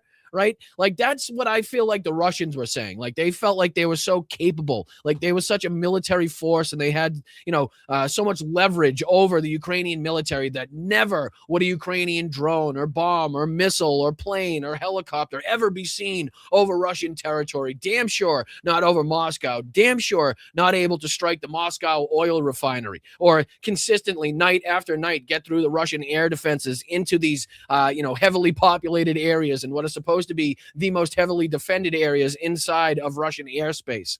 And it's just, I don't know, it's remarkable to see that it's just, cruising around, picking out its targets, again, nothing being shot up at it, nothing trying to stop it. There was a couple more, too, about that was down in Crimea. There was a couple more that I saw. I forget who had the reports, but into deeper inside of Russia itself. And there was a Russian walking in a park that basically was like, look at this drone just flying. Again, no defenses, no sirens going off, nobody trying to shoot it down, just, like it was having a leisurely stroll through the fucking park looking for a Russian target. It's wild to see that, after over 4 years of this war that Russia was supposed to have ended in the first 72 hours, that this is what we're looking at. Not only the war coming to their doorstep, but the way in which it's coming to their doorstep and the ability and the efficacy that the Ukrainian drones and missiles have. Like, I don't think that even they, to a certain extent, imagined that they would have this much success this quickly into the technological and numerical advancements as far as drones and missiles are concerned. Let's see if there was anything else reported here. Ukrainian paratrooper from the 81st Brigade of the 7th Air Assault Corps stopped a Russian recon group near Zakitne on the Sloviansk axis. After letting 3 troops approach in his position, he struck them with a fragmentation grenade and small arms fire. So again, good to see that. Kremlin spokesperson Dmitry Peskov said Russia's air defenses continue to show, quote, high performance despite drone attacks on Moscow. He added that Putin receives regular operational updates and pointed to Russian strikes on targets in Ukraine. Meanwhile, Russian air defenses, and it shows here sarcastically a Russian drone or missile striking the Moscow oil refinery. This goes on to say Ukrainian drones are once again reported over the Moscow region. Here, I think this is the video that I was talking about. Check this out. And I don't think you'll hear any air defenses or anything in the background.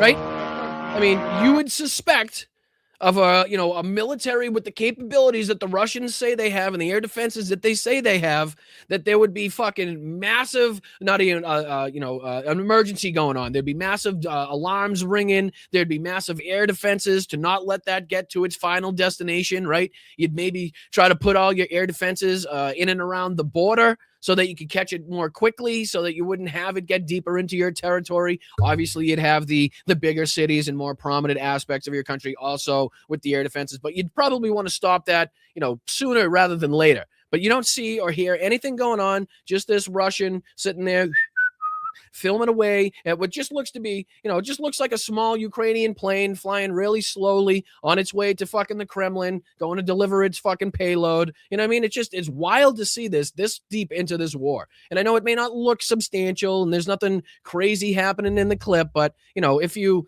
understand kind of, the ramifications and how we got to this point, it is very substantial. There's nothing. The birds put up a better fight than the fucking Russian military did. Crazy.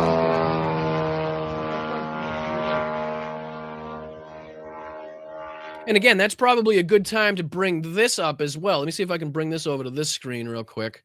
And I'll show you guys this, because this was from Russian military blogger Maxim Kalishnikov, which we've talked about a bunch of times now, and his willingness to kind of call out the disaster that's going on. We've also talked about other Russian mil bloggers. Preston Stewart has brought up Maxim a ton of times to kind of use as a piece of evidence to suggest that the tide is kind of turning, at least as far as the willingness of the Russians to call out what's been taking place.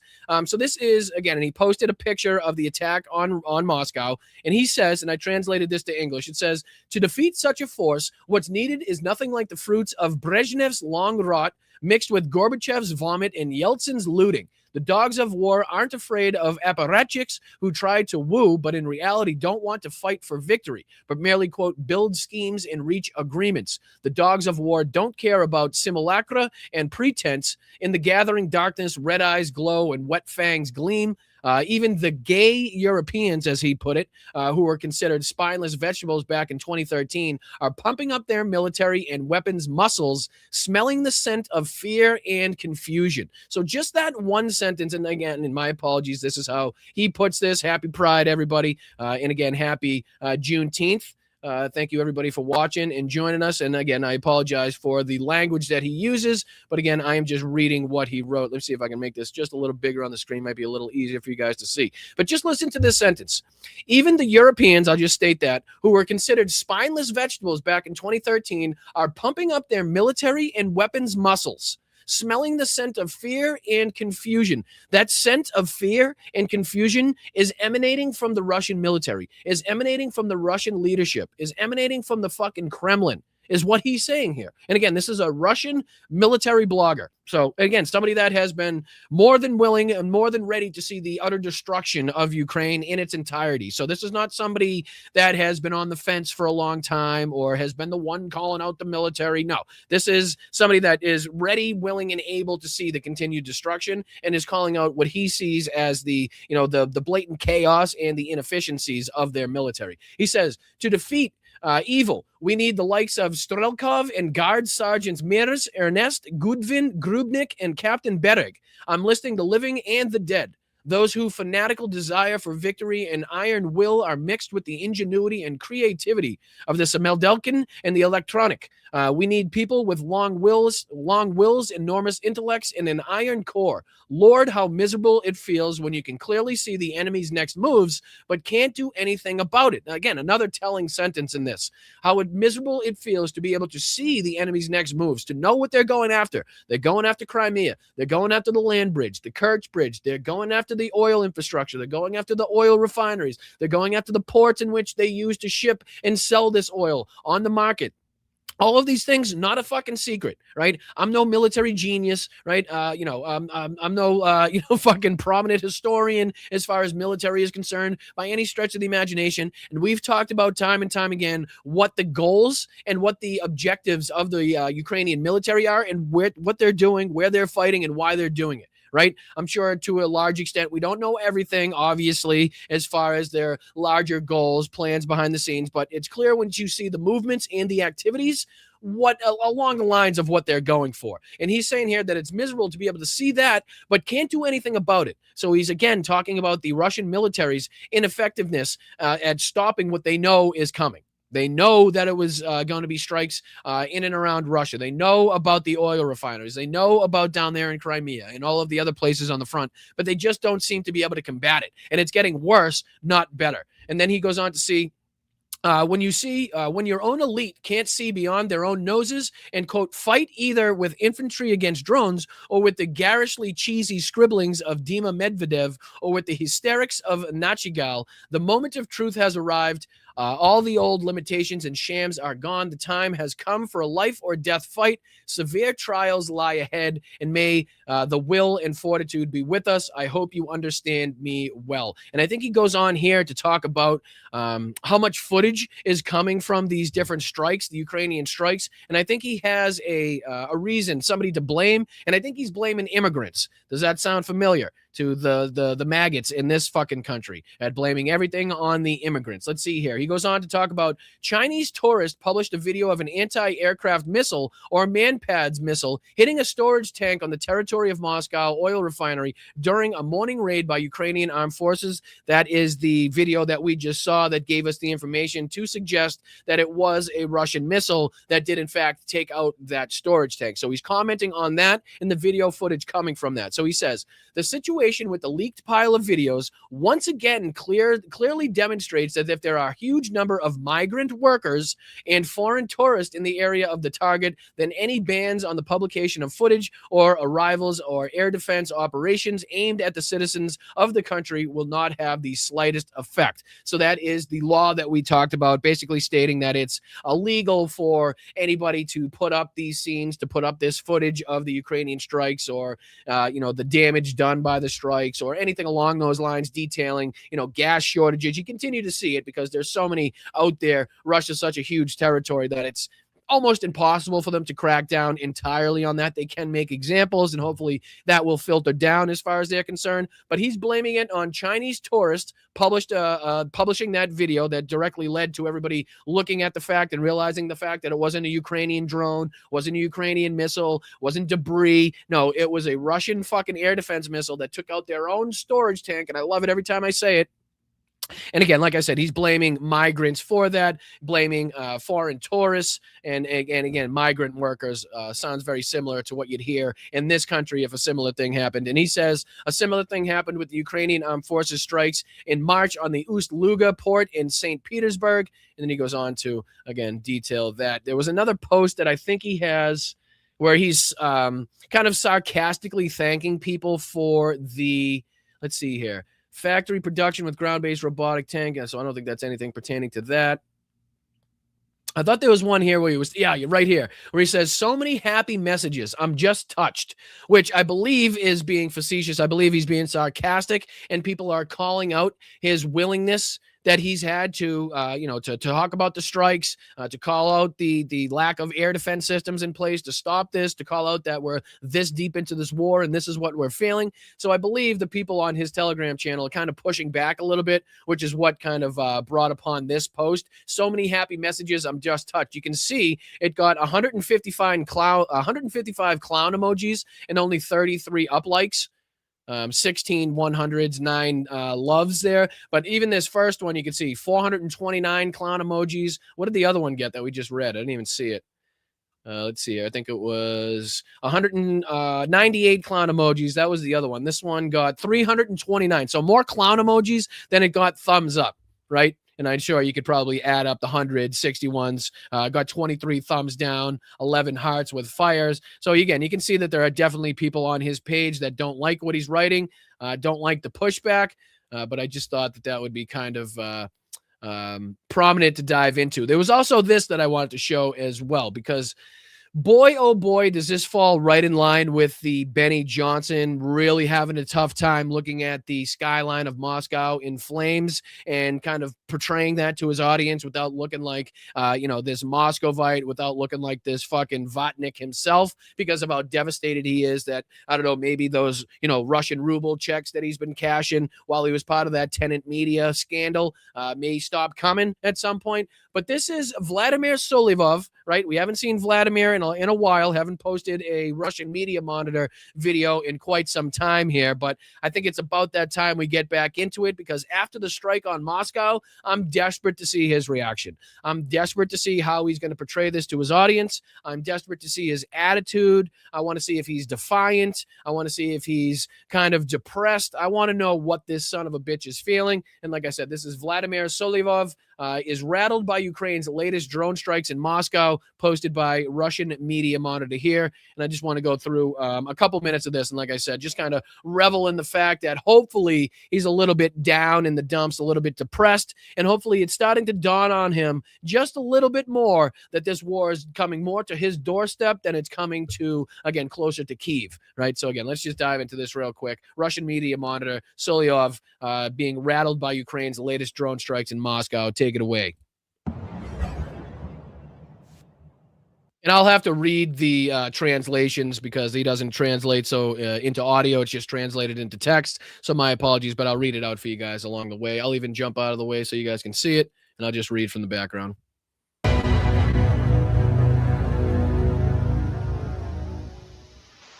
he's already, I can already tell he's depressed and down in the dumps. Right now, he's scrolling through those comments, not looking, looking for a positive one that he can't find. But again, starting this show, what's he just not going to start it here? Hello, Vladimir, you're on air, man. Доброе утро, дорогие друзья. Ну, да, наш район. Holy shit. He sounds like somebody just shot his dog. He sounds like somebody just shot his lifelong companion. In I don't know, fucking name an animal that can be a lifelong companion, but he looks devastated. He says, what's he say? Our country, I forget what dear friends, what's he say? Our district. He says our district is under attack. Ну, да, наш район. An attack is currently underway. Подвергается атаке, атака идет сейчас, силы ПВО работают, сбивают. The air defenses are working and shooting them down. I don't know how he's going to go on to explain the large plumes of smoke that were going over the city. Это война. This is war, he says. Again, not what he was talking about as far as the outcome of this war and what it would be, especially 4+ years on from when they first engaged in this full-scale invasion. This is war, now telling everybody to relax, not panic. Okay, it's just bombs and drones and missiles right on the doorstep of the Kremlin, basically, after we told you this war was going to be done in 72 hours. But don't panic. Don't worry about it. Everything's fine. It's like that guy sitting in the burning house meme. Nope, everything's fine. Everything's good. All my exits are blocked. The roof's on fire. The floor's on fire. All the walls are on fire. The table is on fire. The chair I'm sitting in's on fire. But everything's all set. Don't worry about it. I got it under control. Это война.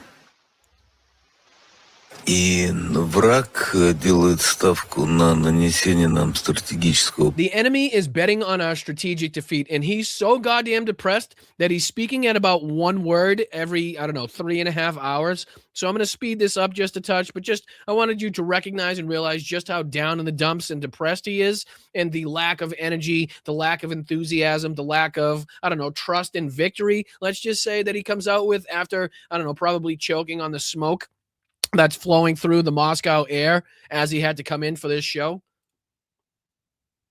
Поражение, которое подразумевает...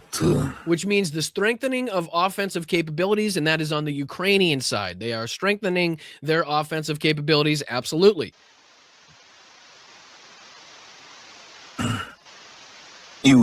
This is on 1.2 speed right now, and he still can't get 2 words out, but every fucking 3 minutes. Возможности наступления, которые предоставляются. He says, so those like the advancements and the fact that they're, adding to their offensive capabilities as far as the Ukrainians. He says here they're being provided by the Ukrainian proxies, and he's going to go ahead and say how much NATO is involved in this as well, I'm sure. Украинским прокси странами НАТО. There you go. И раскачку ситуации внутри страны.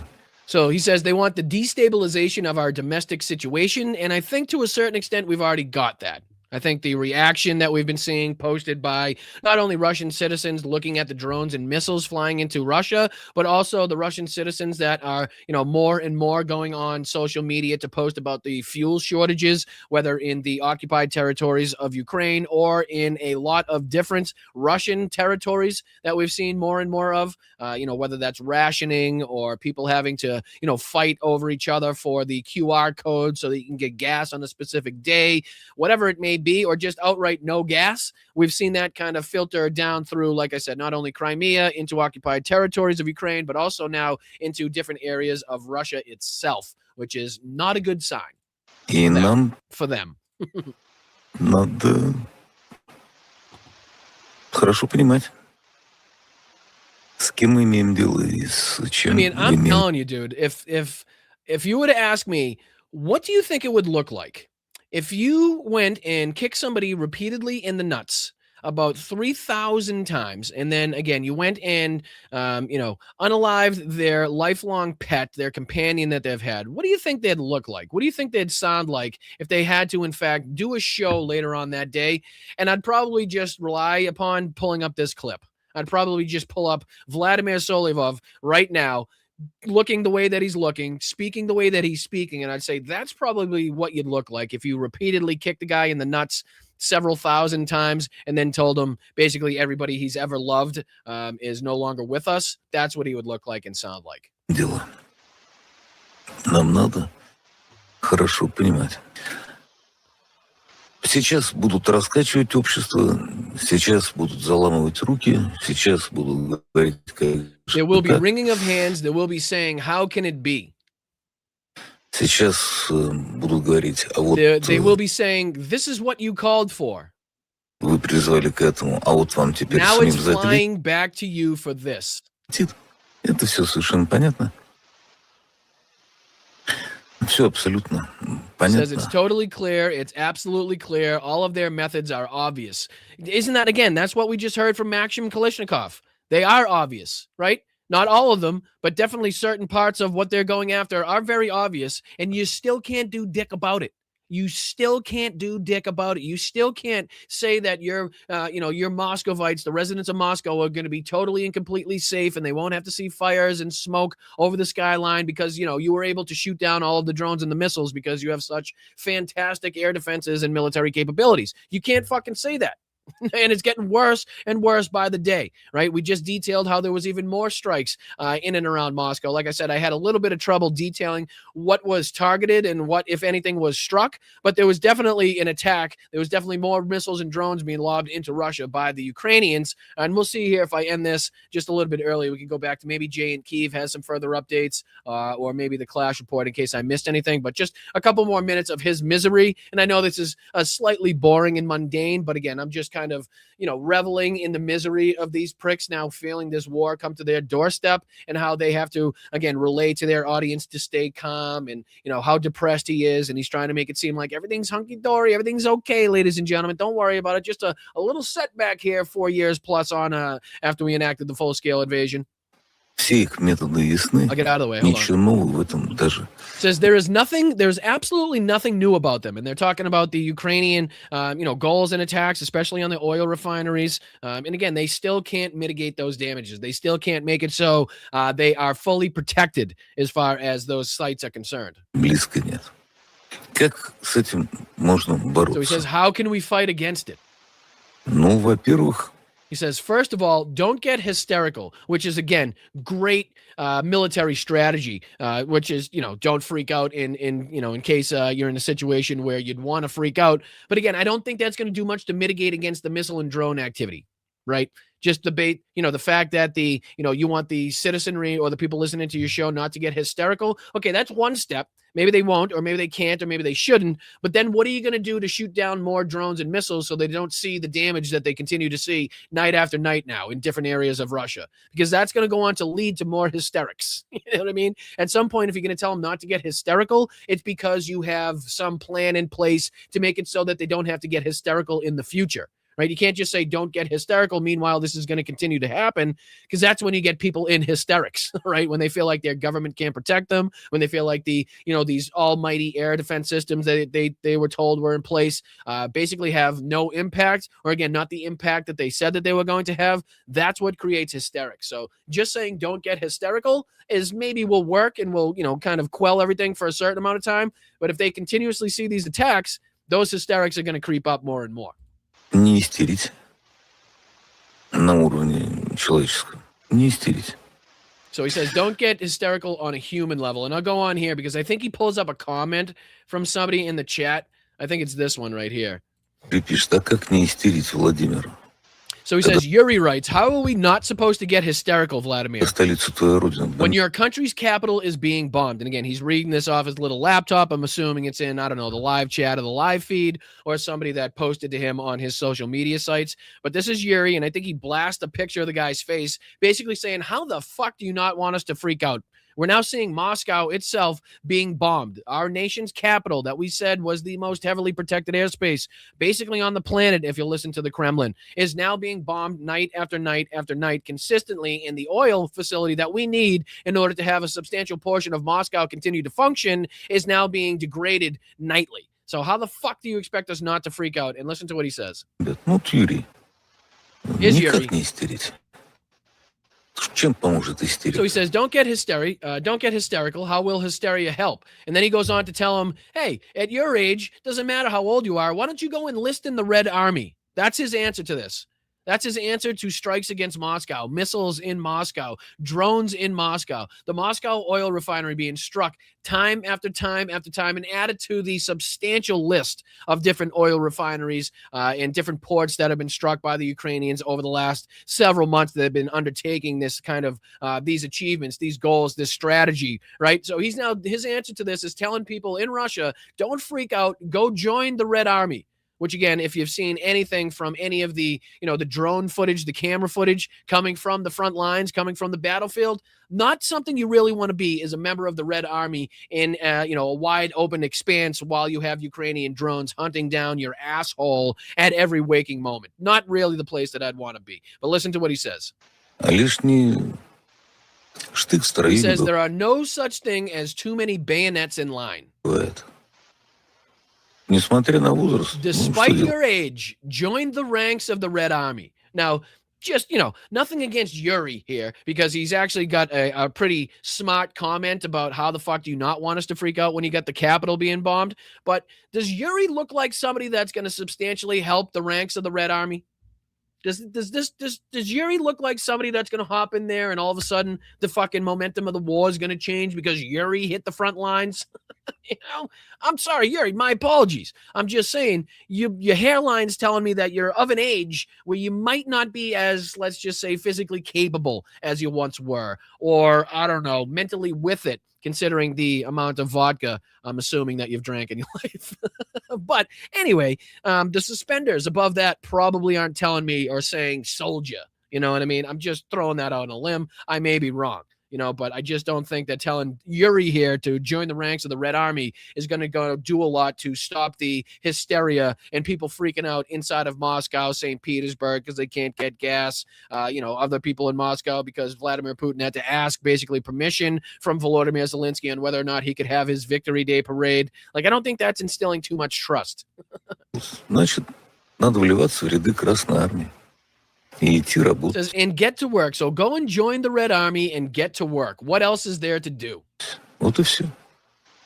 Истерика ничего не даст. Hysteria won't help whatsoever. So like I said, that's just kind of the broad outline of his statements there and what he's saying. But you can definitely tell. Let's see if I can skip to this ending part here, because there was another couple seconds here that I wanted to show, I think, where he's just talking about the people's history and the families. And again, it's just how depressed and how much anguish and anxiety, he's feeling. How fucking sad and pathetic he looks based upon these successful Ukrainian drone strikes. And I love every fucking second of it. Maybe that makes me a sadistic son of a bitch. But in this case, sorry, not fucking sorry. Don't give a shit.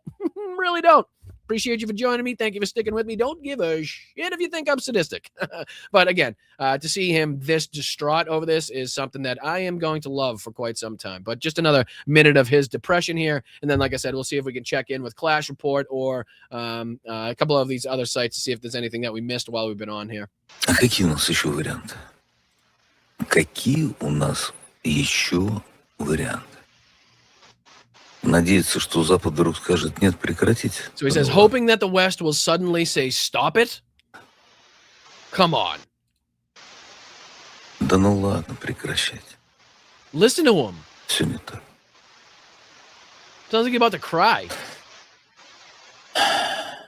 Так что отход не принимается. Retreat is unacceptable. Не принимается. Летят много, летят роем. They are flying. There are many of them. They're flying as a swarm. Летят разноскоростные. Но They are of variable speeds. The enemy is obviously trying to develop new methods. пытается отрабатывать все новые и новые подходы. Every one of us should first deal with ourselves. So I love that he's going on to detail the Ukrainians' capabilities and how it continues to get stronger by the day. And then is also trying to tell the people watching his show that they should stay calm, remain calm. I know the offensive capabilities of the Ukrainians is growing by the day, and it's kind of encroached more on our territory than we've encroached on their territory. And, you know, we see all the problems down in Crimea, and we can't get into the Black Sea, all of the things that we've now seen. But don't freak out. Don't panic. None of that's going to help. But like I said, that was beautiful for me to see. Anytime you can see the propagandist there, especially in Solivov, especially in what's the other name? The other woman's name, I'm blanking on it right now. But if you can see them kind of distraught, it's going to be a good day. But all right, let's see if we can dive into, see if there's anything that we missed since we've been on. Typically, the Clash Report's done some good reporting and up to date on this. Let me see if I can just see if there's anything else we could dive into. Because you never know. Like I said, this stuff changes by the minute. You could put out a video, and an hour later, the video is just kind of irrelevant. So let's just see if we can go to their page, see if there's anything else to report here. Trump on Iran 1 minute ago. Now we have an agreement that was signed last night, and it's 60 days. They have to make a deal. Otherwise, we'll do things that won't make them happy, but I don't think it's going to get to that. So that's Trump honors Air Force service members during a visit to Joint Base Andrews. He goes on to say those ships are flowing out of the Strait of Hormuz like nobody has ever seen. And again, we just reported on the fact that the IRGC once again said that the strait was going to remain closed because of the Israeli strikes on Lebanon. So I'm not sure where he's pulling that out of his ass. See if there's anything else here. Zelensky, for the first time, the American side is responding positively to the idea of licenses for the production of our missiles. Previously, I raised the issue and provided this information beginning with President Biden's administration, but we never received anything. Now, God willing, they will conduct all the necessary consultations with the relevant parties, manufacturers, the administration, and the military. I very much hope that they will come back with a positive answer and that we'll be able to obtain licenses so that our companies, our private sector, and our state defense enterprises can help Ukraine and also help countries in the Middle East and Europe.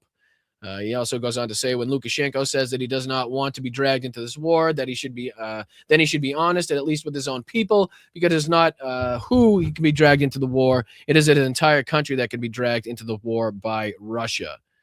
See if there was anything else here. I don't think if everything is Jew hatred, then nothing is Jew hatred. I actually think Jew hatred is very bad, says JD Vance. Not sure what the fuck he's talking about there. He says, J.D. Vance on Israel. Israel, like many other countries, tries to influence American politics. I take that as a given. American leaders need to be very careful that when we're pursuing something, we're doing it in America's best interest, not in the interest of any other country. And again, that's as he sat down with that woman there. I wonder if there's a couple more clips coming out of this Axios interview. Trump on Venezuela and Cuba. Venezuela has oil. Cuba doesn't. Cuba has nice property and a nice shoreline. Just a demented old fool. Speaking about people's homelands and countries, entire countries, like they're fucking playthings in the bathtub at this point. This goes on to say Israel used white phosphorus in Lebanon. Now no one can go home. Displaced Lebanese people cannot return to southern Lebanon because of Israel's documented use of white phosphorus in the villages of Nabatea, Tir, Kiam, and Yormor. Residents of southern Lebanon now have nowhere to go.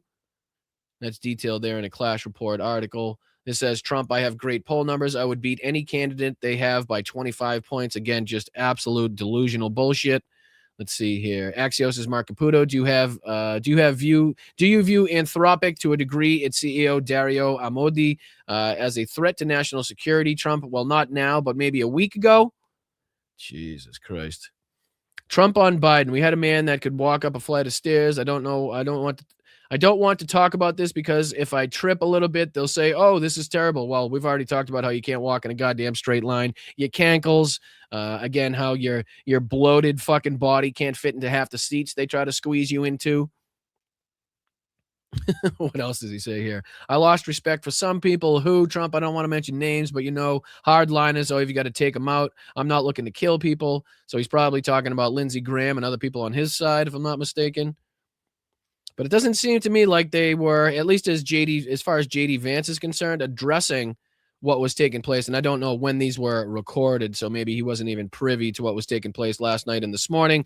But you would be assured that Donald Trump would be up to speed and up to date on what was taking place here, because this was only a minute ago. And he says he wants to thank China. I asked President Xi not to get involved in Iran. He said he wouldn't, and he didn't. It's very nice. Very nice of him to just sit by and watch everything take place and the United States degrade itself on the world stage and, degrade its relationships with its allies and, make everybody pay exorbitant prices around the world. Meanwhile, they're kind of insulated from that shit, and they were able to stockpile a lot of oil, so they kind of kept the price down for us a little bit.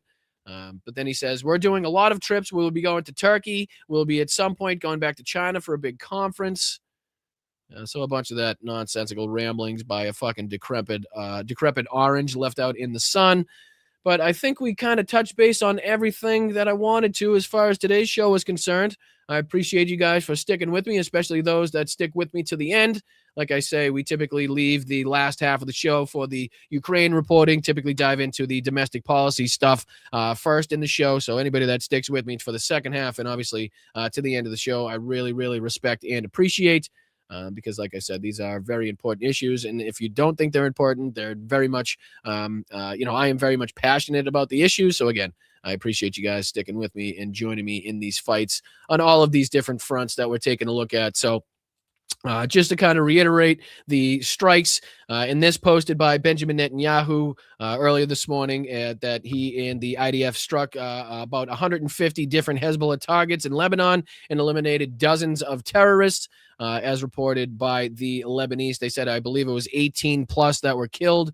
And then, like I said, we got to reiterate this as well, because the psychotic, genocidal, murderous language of these psychopaths, these freaks that stand directly in the way of fucking peace for everybody on earth right now needs to be called out, needs to be shown to the world so everybody knows exactly what type of people that we're dealing with. And like I said, this is from Ben-Gvir, the same sick son of a bitch that was kind of, wielding his power over the people from the flotilla, the guy that was more than happy to see the new law about the public executions or the executions of what they deemed are terrorists. Meanwhile, that's only Palestinian people.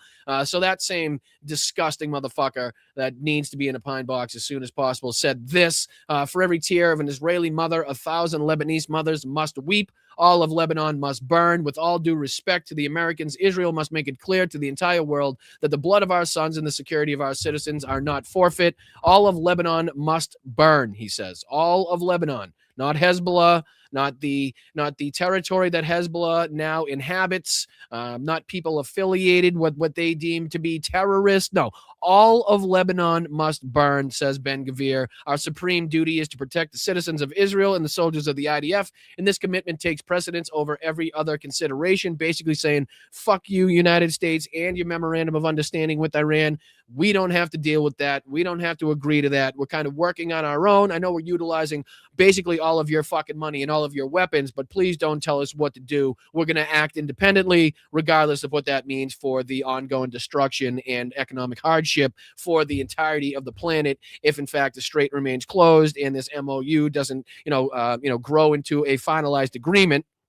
But he goes on to say that he told Benjamin Netanyahu, the prime minister, in his private meetings, for every tear of an Israeli mother, 1,000 Lebanese mothers must weep. Again, sick shit. Disgusting, sick shit for anybody engaged, involved in politics, or especially in a government, to be talking about like how happy he'd be to see 1,000 Lebanese mothers weep. Like, shut the fuck up, you sick prick, right? And then he says, enough with the ping pong in the Middle East. If you don't win, you don't win with measured responses and restraint, you need to go berserk.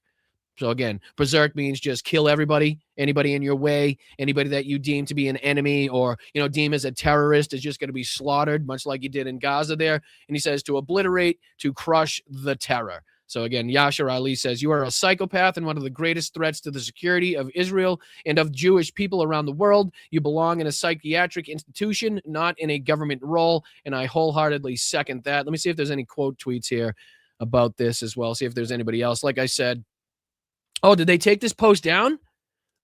Looks like the post was taken down because these are all the quote tweets on that, and maybe it's because I didn't refresh that page. But this was Piers Morgan said, how can anyone still support the Israeli government when the psychopathic monsters like Ben Gvir are ministers in it, advocating genocide in Lebanon? Disgusting. And it says this post violated the X rules. However, X has determined that it may be in the public's interest for the post to remain accessible. Oh, so Garrett, they just have it kind of blocked. They have it kind of blocked, so you can't see it without clicking on it because it violated the rules. But it says that because he's a minister, because he works for the within the government of Israel, that it would be pertinent for the public to be able to see. So they're not fully taking that away. So like I said, Piers Morgan calling that out. Let's see if there's anybody else here. Crystal Ball says the Israeli government is addicted to mass murder. And again, that's in response to Ben Gvir's statement. Owen Jones, for every tear of an Israeli mother, he just repeats what he says. He says, sounds like a Nazi. If this wasn't Israel, everybody would say he sounds like a Nazi. Like I reiterated earlier in the show, to see them espouse the same genocidal and murderous and degrading rhetoric towards an entire civilization, entire population of people, after not that long ago, they saw or at least heard the stories of their grandfathers, in some cases, probably aunts and uncles, and even more of their ancestors that have gone through the plight that they went through during World War II and during the Shoah, the Holocaust. I mean, it's fucking crazy. It really is that in this short period of time, we've now seen this complete and total role reversal here. This is Glenn Greenwald, says Israel loyalists picked a bad day to feign outrage over Tucker Carlson's observation that key Israeli officials speak and think like pure Nazis, if not worse. Just hours later, Israeli National Security Minister Ben Gvir posted this text that makes Mein Kampf look bashful. And again, that is in response to his post asking for the entirety of Lebanon to burn. Hollywood conditions you to see Nazis as the ultimate evil until you press translate on the average Hebrew tweet. Let's see what else we got here. Marjorie Taylor Greene. This man is a murdering psychopath. How about no mother of any kind should shed a tear? So even Marjorie Taylor Greene calling this out. I think she even had something to say, if I'm not mistaken, about the whole Georgia Maloney thing. I thought I heard. Let me see if there was a tweet that she put out. Yes, she did. She even got on Georgia Maloney's side in her battle against Donald Trump. Marjorie Taylor Greene did. So she says, I believe Georgia Maloney. She's great. Trump lies constantly. Which again, I found it, ironic to see that the once most sycophantic MAGA acolyte there in Marjorie Taylor Greene has kind of done the shift that she's done, and she's still a pathetic, despicable piece of shit. Don't get me wrong, and I've reiterated that time and time again, even when using some of her statements. But it's only for political effect and political, our political advantageousness. But this is also saying, to be clear, this man is an actual psychopath. Only a psychopath would write this. Only a psychopath would post this and see nothing wrong with it. It's so crazy. I thought it was a troll account, and then I saw the official checkmark and who wrote it. And again, this is just some of the reaction. Jake Tapper says, is Israeli National Security Minister Ben Gvir an anti-Arab racist zealot? Says all of Lebanon must burn. That's almost 6 million people. Hideous. And it just continues to go on. A reminder that the reasons why Zionists smear me as an anti-Semite is because I correctly compare this rhetoric and ideology to Nazism. And I don't think how you couldn't at this point, really. Regardless of what you think of the people that are now stating this, the only moral position is to declare war on any government that says things like this. These are the words of a demon. This is what Zionists are supporting. This guy deserves to be burned in the pits of hell. Zio-Nazi torture fetishes. Itamar Ben-Gvir represents the linchpin of Netanyahu's coalition. He is personally responsible for the sadistic abuse, rape, and killing of untold numbers of Palestinian prisoners, as well as the foreign humanitarian activists. On July 7th, Ben-Gvir plans to visit NYC to attend a UN Chiefs of Police summit called Investing in Peace. So maybe there should be a fucking really big crowd outside of that gathering if he decides to show his face in this fucking country in public. Trita Parsi says, while regional states are intrinsically involved in efforts to bring about peace in the region, this Israeli cabinet minister tweets that all of Lebanon must burn. And he repeats that call twice in the post. When will the West ask the question that never gets asked? How is the rest of the region supposed to live in peace and security next to a state that behaves like this? So I think you guys can get the overarching sentiment from people's reaction to this post and post just like it. Like I said, there was another one here. Was it this one? I think I may have gone on from it. There was another one here from another minister basically stating that, the 200,000 Lebanese people that have been displaced from a certain area that he was talking about weren't going to be allowed back in. Let's see. Was it this one? Israel Defense Chief vows no withdrawal from Lebanon, Gaza, or Syria. Israel Defense Minister Israel Katz says that Israel controls over 60% of Gaza and that they destroyed Lebanese border villages, stating it will not withdraw from any security zones in Lebanon, Syria, or Gaza. Again, in direct contravention, directly defying the terms of the MOU on basically its first day. And like I said, we talked about the reaction from Aragchi here. He says the genocidal death cult headquartered in Tel Aviv is a threat to all of humanity. It threatens all humans, and its only interest is permanent war. And again, it's very hard to call out that statement. It's very hard to call out that point that he's making. Again, seeing not only what the government of Israel and Netanyahu, Ben-Gvir, Smotrich, the rest of these fucking genocidal murderous pricks are saying, but again, the people that support this and how far they want to see their government take this as well. And I don't see how you could see they're anything but the enemy of peace at this point. And are doing everything they possibly can to stand in the way of a more stabilized Middle East, of drones and missiles not being shot. This is, again, we got to look at the fact that of what Benjamin Netanyahu promised the Israeli people, the same thing along the lines of what Donald Trump promised us we'd get out of this, and they've seen absolutely none of it. So that's kind of why you've seen some of the desperation from Netanyahu to continue this in hopes that maybe he could go in there and enact regime change or strike more targets so he could get more praise and, say that he's, should be consistently a leader of that country for some time to come because of the existential threats, yada, yada, yada, the same shit he's been saying for 30-something years at this fucking point. But I'm a few minutes over. My apologies, guys. I really do appreciate you guys sticking around. What do you say we get into thanking some people on the old Venmo side of things? Again, there's a Venmo QR code up here in the corner. All we ask for is $1 or $2. Anything beyond that is totally up to you guys and your financial capabilities. We don't talk to any financial backers. We don't have any corporations selling you anything on this channel. We don't fill you guys with ads during the time that we're on this show. Everything is done in-house for us, by us, and with us. We have the merch site at bostonbrian.com, the Blunt Politics merch site that helps us continue to grow, and obviously the Venmo, YouTube memberships, and patreon.com are all the backbone of this community. So thank you guys to anybody taking the second out, sending over a couple quarters over there. Really, really goes a long way in helping this channel. I really appreciate it. So starting off today, thank you, Geneva. Oh, thank you so much, Geneva. Geneva H, as always, says, thank you, Brian. Appreciate the info you bring to us and your hard work. Sorry for being absent lately. All good. No apologies required. No apologies necessary. Everybody's got their shit that they're dealing with, right? I mean, this is above and beyond the things that we cover here are above and beyond the things that you guys are experiencing in your personal life. So whether it be, health complications, whether that be, family problems, whether that be financial aspects, whatever it may be, no need to apologize for missing a show or not being able to contribute. Far from it. I appreciate anything that you guys do whenever you guys can do it. So don't worry about it, Geneva. And thank you so much for your contribution on Venmo. Thank you, Bry Guy. Brian H says, Slava Ukraini. He says, sorry I was late to the party. Will you guys stop apologizing, for Christ's sakes? Stop saying sorry. I appreciate you guys and everything that you do so much. You have absolutely no idea and absolutely nothing to say sorry about or apologize for or anything. It says, I was cleaning out 2-inch return line. That's never fun. And replacing a trap. Oops, sorry, I'm playing something in the background. What? Oh, it's the the Russian media monitor was playing in the background. My apologies. All right. So he says, yeah, he's cleaning out a 2-inch trap and replacing the trap, which is never good. You know what I'm saying, Brian. Also, it's time to get in the streets and make some noise. Let's go. And I definitely second that, Brian. Thank you so much for your contribution. Thank you, Allison M. as well. Next on the list today for your contribution on Venmo. Friday bonus with the lobster. Let's fucking go. Very much appreciate that, Allison. And then, like I said, you guys too, if you just take a picture up here of the Venmo QR code, should send you right to the right place. And like I said, a buck or two goes a long, long way from everybody in the chat. So thank you over the last couple of days, Brian, Allison, Nancy, Damon, Sarah, all of you guys, Yakov. Thank you to Victoria and Tom, Roger and Karen, for everybody, again, contributing over the Venmos there to make sure that this show continues to grow.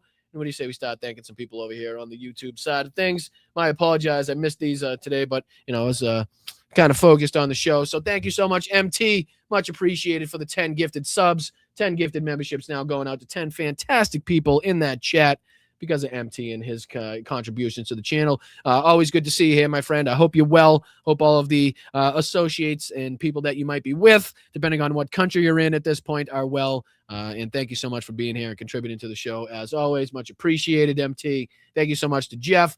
Several Scots and kilts on my flight from Daytona Beach to Boston. Thought they all had matching white leggings, but no, just all highly allergic to the sun.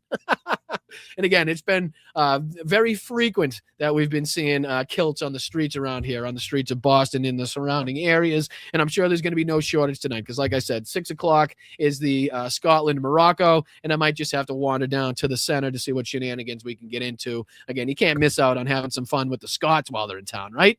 But, Jen, appreciate you. Thank you so much for the $5 contribution. Thank you, Sarah. For your £2. Thank you so much. Thank you for speaking the truth. No, thank you for being here and listening to somebody that you see as speaking the truth. I very much appreciate it. It's only with your help and again, people contributing to the show just like you and watching in the chat that make it possible for this channel to be a thing. So thank you so much, Sarah. Thank you, MT, again. Put on some clips with the guy who says thicky, thicky, dum-dum. Oh, I like him. Let me show you guys. I know who you're talking about right off the bat. Right off the bat, MT. Let me put this back on. Let me just click away from a couple of these tabs that I don't need open anymore. And then I'll go to Instagram because that's where I've seen his videos. Watch now. I'm not going to be able to remember his name, but I know exactly who you're talking about. Shiza. I probably can just type in thicky, thicky, dum dum, tell you the truth. Let me try that. Because this would probably be good for you guys to, if you're on Instagram or anything like that. He's got some really good information and insights a lot of the time. And his thing is kind of keeping you informed so you don't look like an idiot in front of all your mates. So let me see if I can put that on. Thank you so much, Machine Tool, for bringing that up. Let me see if I can put this on the screen real quick. Come on, today. Here he is right here. I found him. Let me put the comment in the background for a second. Throw this on the screen. Where is it? Oh, there it is right here. There he is right here. This is, and what's the channel's name? Let me go to the channel's name so I can give the appropriate credit where credit is due. It says Mr. Cody Dollar. Okay, so Cody Dollar is his name on Instagram, and he does a really good job. We started at the beginning because he's usually got that opening line that MT's talking British about. Politics and why everything's shit, but you don't want to look like a thicky, thicky dum-dum in front of all your mates. Well, I've written a book called The State of This, a thicky, thicky dum-dum's guide to British politics, and you can pre-order it now. It's basically like the... So clearly, as you can tell from the accent, he's a Brit, and again, he just does general updates on certain situations that are going on. We can probably go through a couple of them just generically. This is talking about Donald Trump. This is speaking about his board of peace. This is speaking about Donald Trump's illegal tariffs, oil shock. So he speaks on just different things and gives you kind of the facts and the figures behind it. So again, you don't look like a thicky, thicky dum-dum with all your mates. But again, he's got a bunch of these that are pretty well done. Let's see what this one... what's the latest one about? Let's see what this. So you don't really know much about British politics and why everything's shit, but you don't want to. No, that's his book. My apologies. Let's see what the last one he did about content. Let's see. Is this actually the page? Because I feel like he's done more since then, right? Is this actually the main page, or is this somebody that just reposts his content? I want to make sure I'm giving the right person credit here. But let me see. What's this one? So you don't know what happens now that the US Supreme Court has ruled that Donald Trump's global tariffs are illegal, but you don't want to look like a thicky dum-dum in front of all your mates. Here's a quick rundown before you're called a disgrace to the nation as well. On Friday night, the US Supreme Court ruled that Donald Trump's tantrum tariffs that he brought in last April using a... But I feel like he's got more videos posted than that. Like, when was this one posted? So you don't really know much about... This was posted 12 weeks ago. Yeah, so this can't be the right page. That was posted March 23rd. Let me see if there's another one. Let me see if there was another page here. Because again, I'm sure there's a bunch of people that post the different let me see, thicky dum dum. Let's see what that brings up again. That just kind of repost the clips from his page, you know what I mean? So I don't want to be giving credit to the people that just repost it the entire time and not the other ones. Let's see, are these all the same? Are these all the same? Are these all the same? I think so. What's this one? It's 12 days till the end of 2025. Well, so maybe it's just not pulling up the most recent ones, but that I believe I'm correct on. Machine Tool, let me know in the chat if I'm wrong, but I do believe this is the correct account that we're talking about. So if you want to head over there, like I said, it's Mr. Cody Dollar, DAHLERCODY, obviously on Cody on that one. But thank you for bringing that one on, because I watch his stuff all the time, and I just, for some reason, I've never thought to play it on the show, but we're going to have to get more involved as far as that is concerned, because he does do a very good job at keeping people up to speed and up to date on that one. So thank you so much, MT, for that one. Oh, my goodness. Thank you, Abby. Let's go, Abby, with the 100 Swedish krona. Let's go. I appreciate that. I have absolutely no idea what the conversion rate on that, but it is irrelevant. I can tell you that much. It is just as substantial and just as important and just as appreciated as anything else that you've contributed with, and I very much appreciate that. That is very substantial. I appreciate that, Abby. Thank you so much for being here. Love that you're contributing. Love to see you in the chat time and time again, and I hope you have a wonderful, wonderful day. Thank you so much. Yakov says, Ruski accent bonus. Fucking Christ, man. Shoot me off this bridge is no good. You got the man pad in my face. Fuck me, Ben. I appreciate it, Yakov. Thank you for everything that you do down there in the chat. Thank you so much to Roxanne as well with the BB Barnacles. We've decided, all right, you guys come up with it. You guys come up with it. Like I said, I have no say in the matter whatsoever. So anybody that makes it to the end of the show, I appreciate you guys. Thank you. Like I said, you guys deserve all the credit in the world for sticking around to the end. Thank you, Jeff, again. Brian, I'm deeply sorry that I said I'm sorry. Yeah, you better be. You better be. No apologizing on this, right? We stick with what we say, and you don't need to apologize for missing shows or anything like that. But I appreciate you, Jeff, so much, brother. I really do. Allie B, thank you so much for being here and a member for 13 months. Happy birthday, Masha. Let's go. Masha's birthday in there? Where are you, Masha? You still there with us? Are you still in there? Happy birthday, Masha. Good to see you if you're in there, and I hope you have a wonderful, wonderful day. Like I said, you deserve nothing but happiness. There you are. I see you, Masha. I see you in there. You can't hide from me. Everybody, W's in the chat. Good vibes being sent Masha's way. Happy birthday. Hope you have a lovely one, ma'am. Hope you have a lovely one. Thank you, Allie B, for bringing that to my attention. And thank you, JD. Dicky Dum Dum bonus. I appreciate that, JD. Good nickname for Trump, right?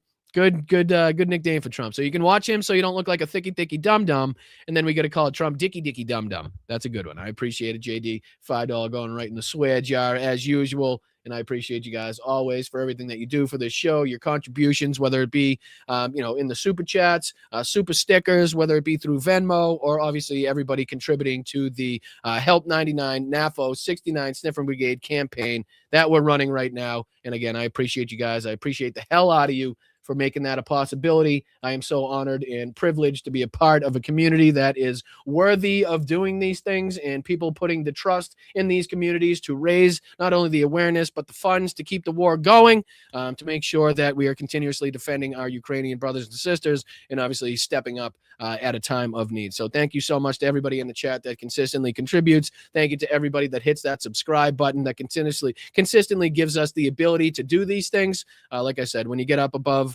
20, 25, 30, 40, 50,000, you really start getting a little bit more weight behind your punches. People start to recognize the channel. People start to take you a little bit more seriously, and you start getting involved with different different things, good benefits and different ways to utilize the platform. So that's our hopes. That's our goals, is just continue this push and doing whatever we can to utilize this platform for good, speak up against fascism, again, promote democracy wherever we can promote it, and help our friends, allies, family, coworkers in a time of need. So very much appreciate you for making that a possibility. Make sure you hit that like button on the way out, subscribe to the channel.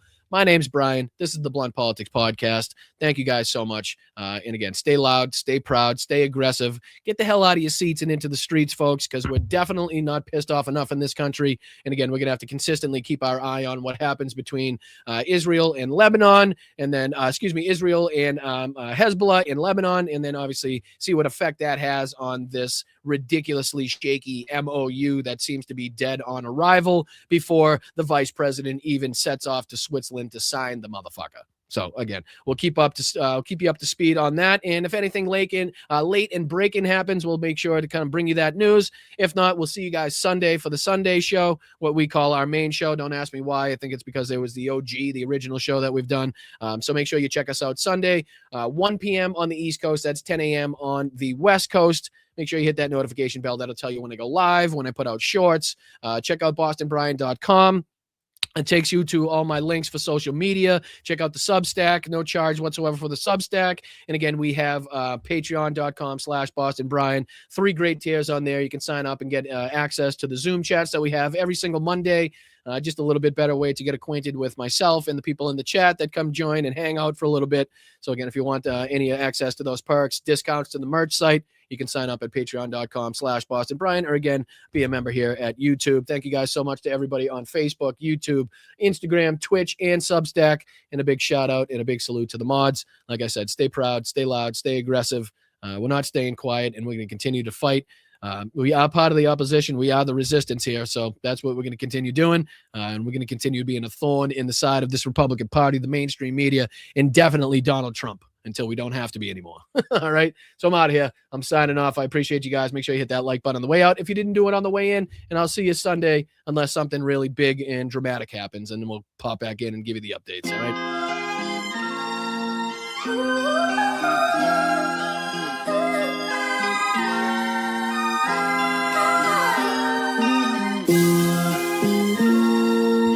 I gotta learn a wee bit of Scottish. I gotta learn my accent before I go down there and drink all the beer. It's not gonna be good if I get down there and there's no beer left. I got to work on my wee bit of Scottish accent there.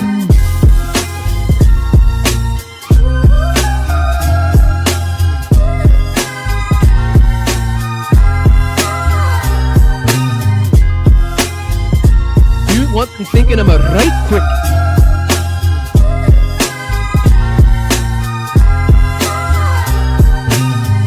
They'll think this guy from Boston is a right walk.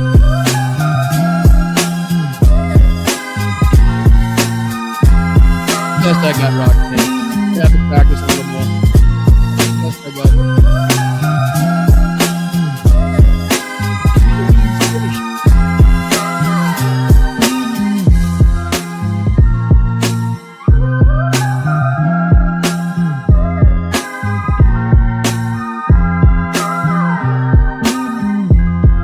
Вітаю, Бостон Брайан. Мій позивний танцор. Я представник 72-ї бригади.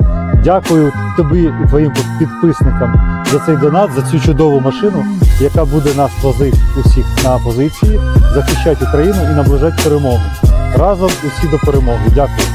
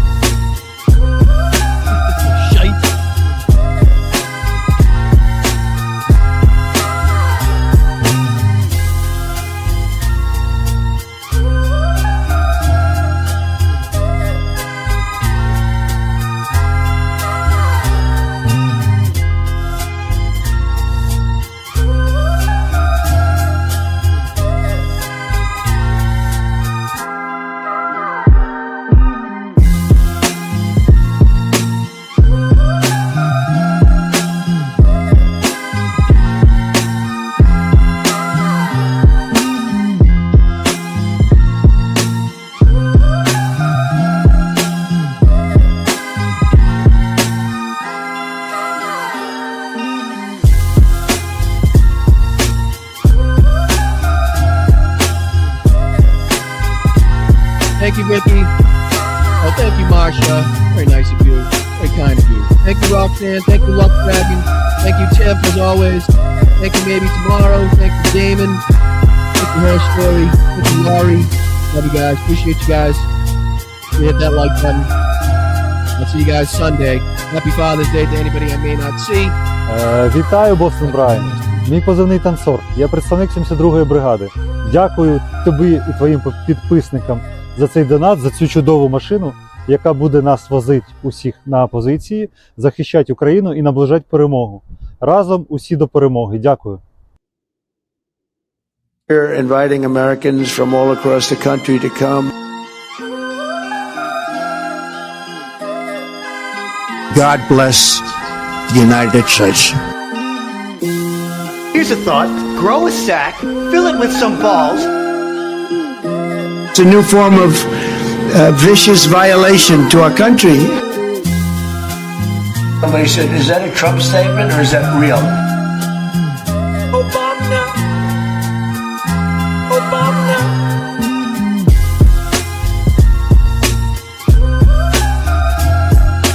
They're just getting acclimated. You know what that means, acclimated? The water coming here is dead. The water coming here is dead. White people are a mortal danger to you and your loved ones.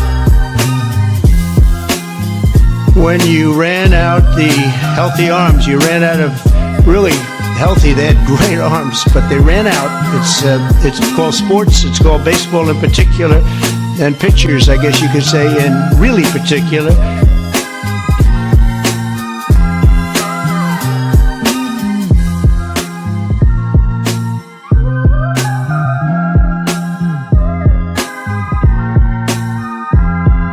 Guys, I'll see you Sunday. Happy Juneteenth. Вітаю, Бостон Брайан. Мій позивний танцор. Я представник 72-ї бригади. Дякую тобі і твоїм підписникам за цей донат, за цю чудову машину, яка буде нас возити усіх на позиції, захищати Україну і наближати перемогу. Разом усі до перемоги. Дякую.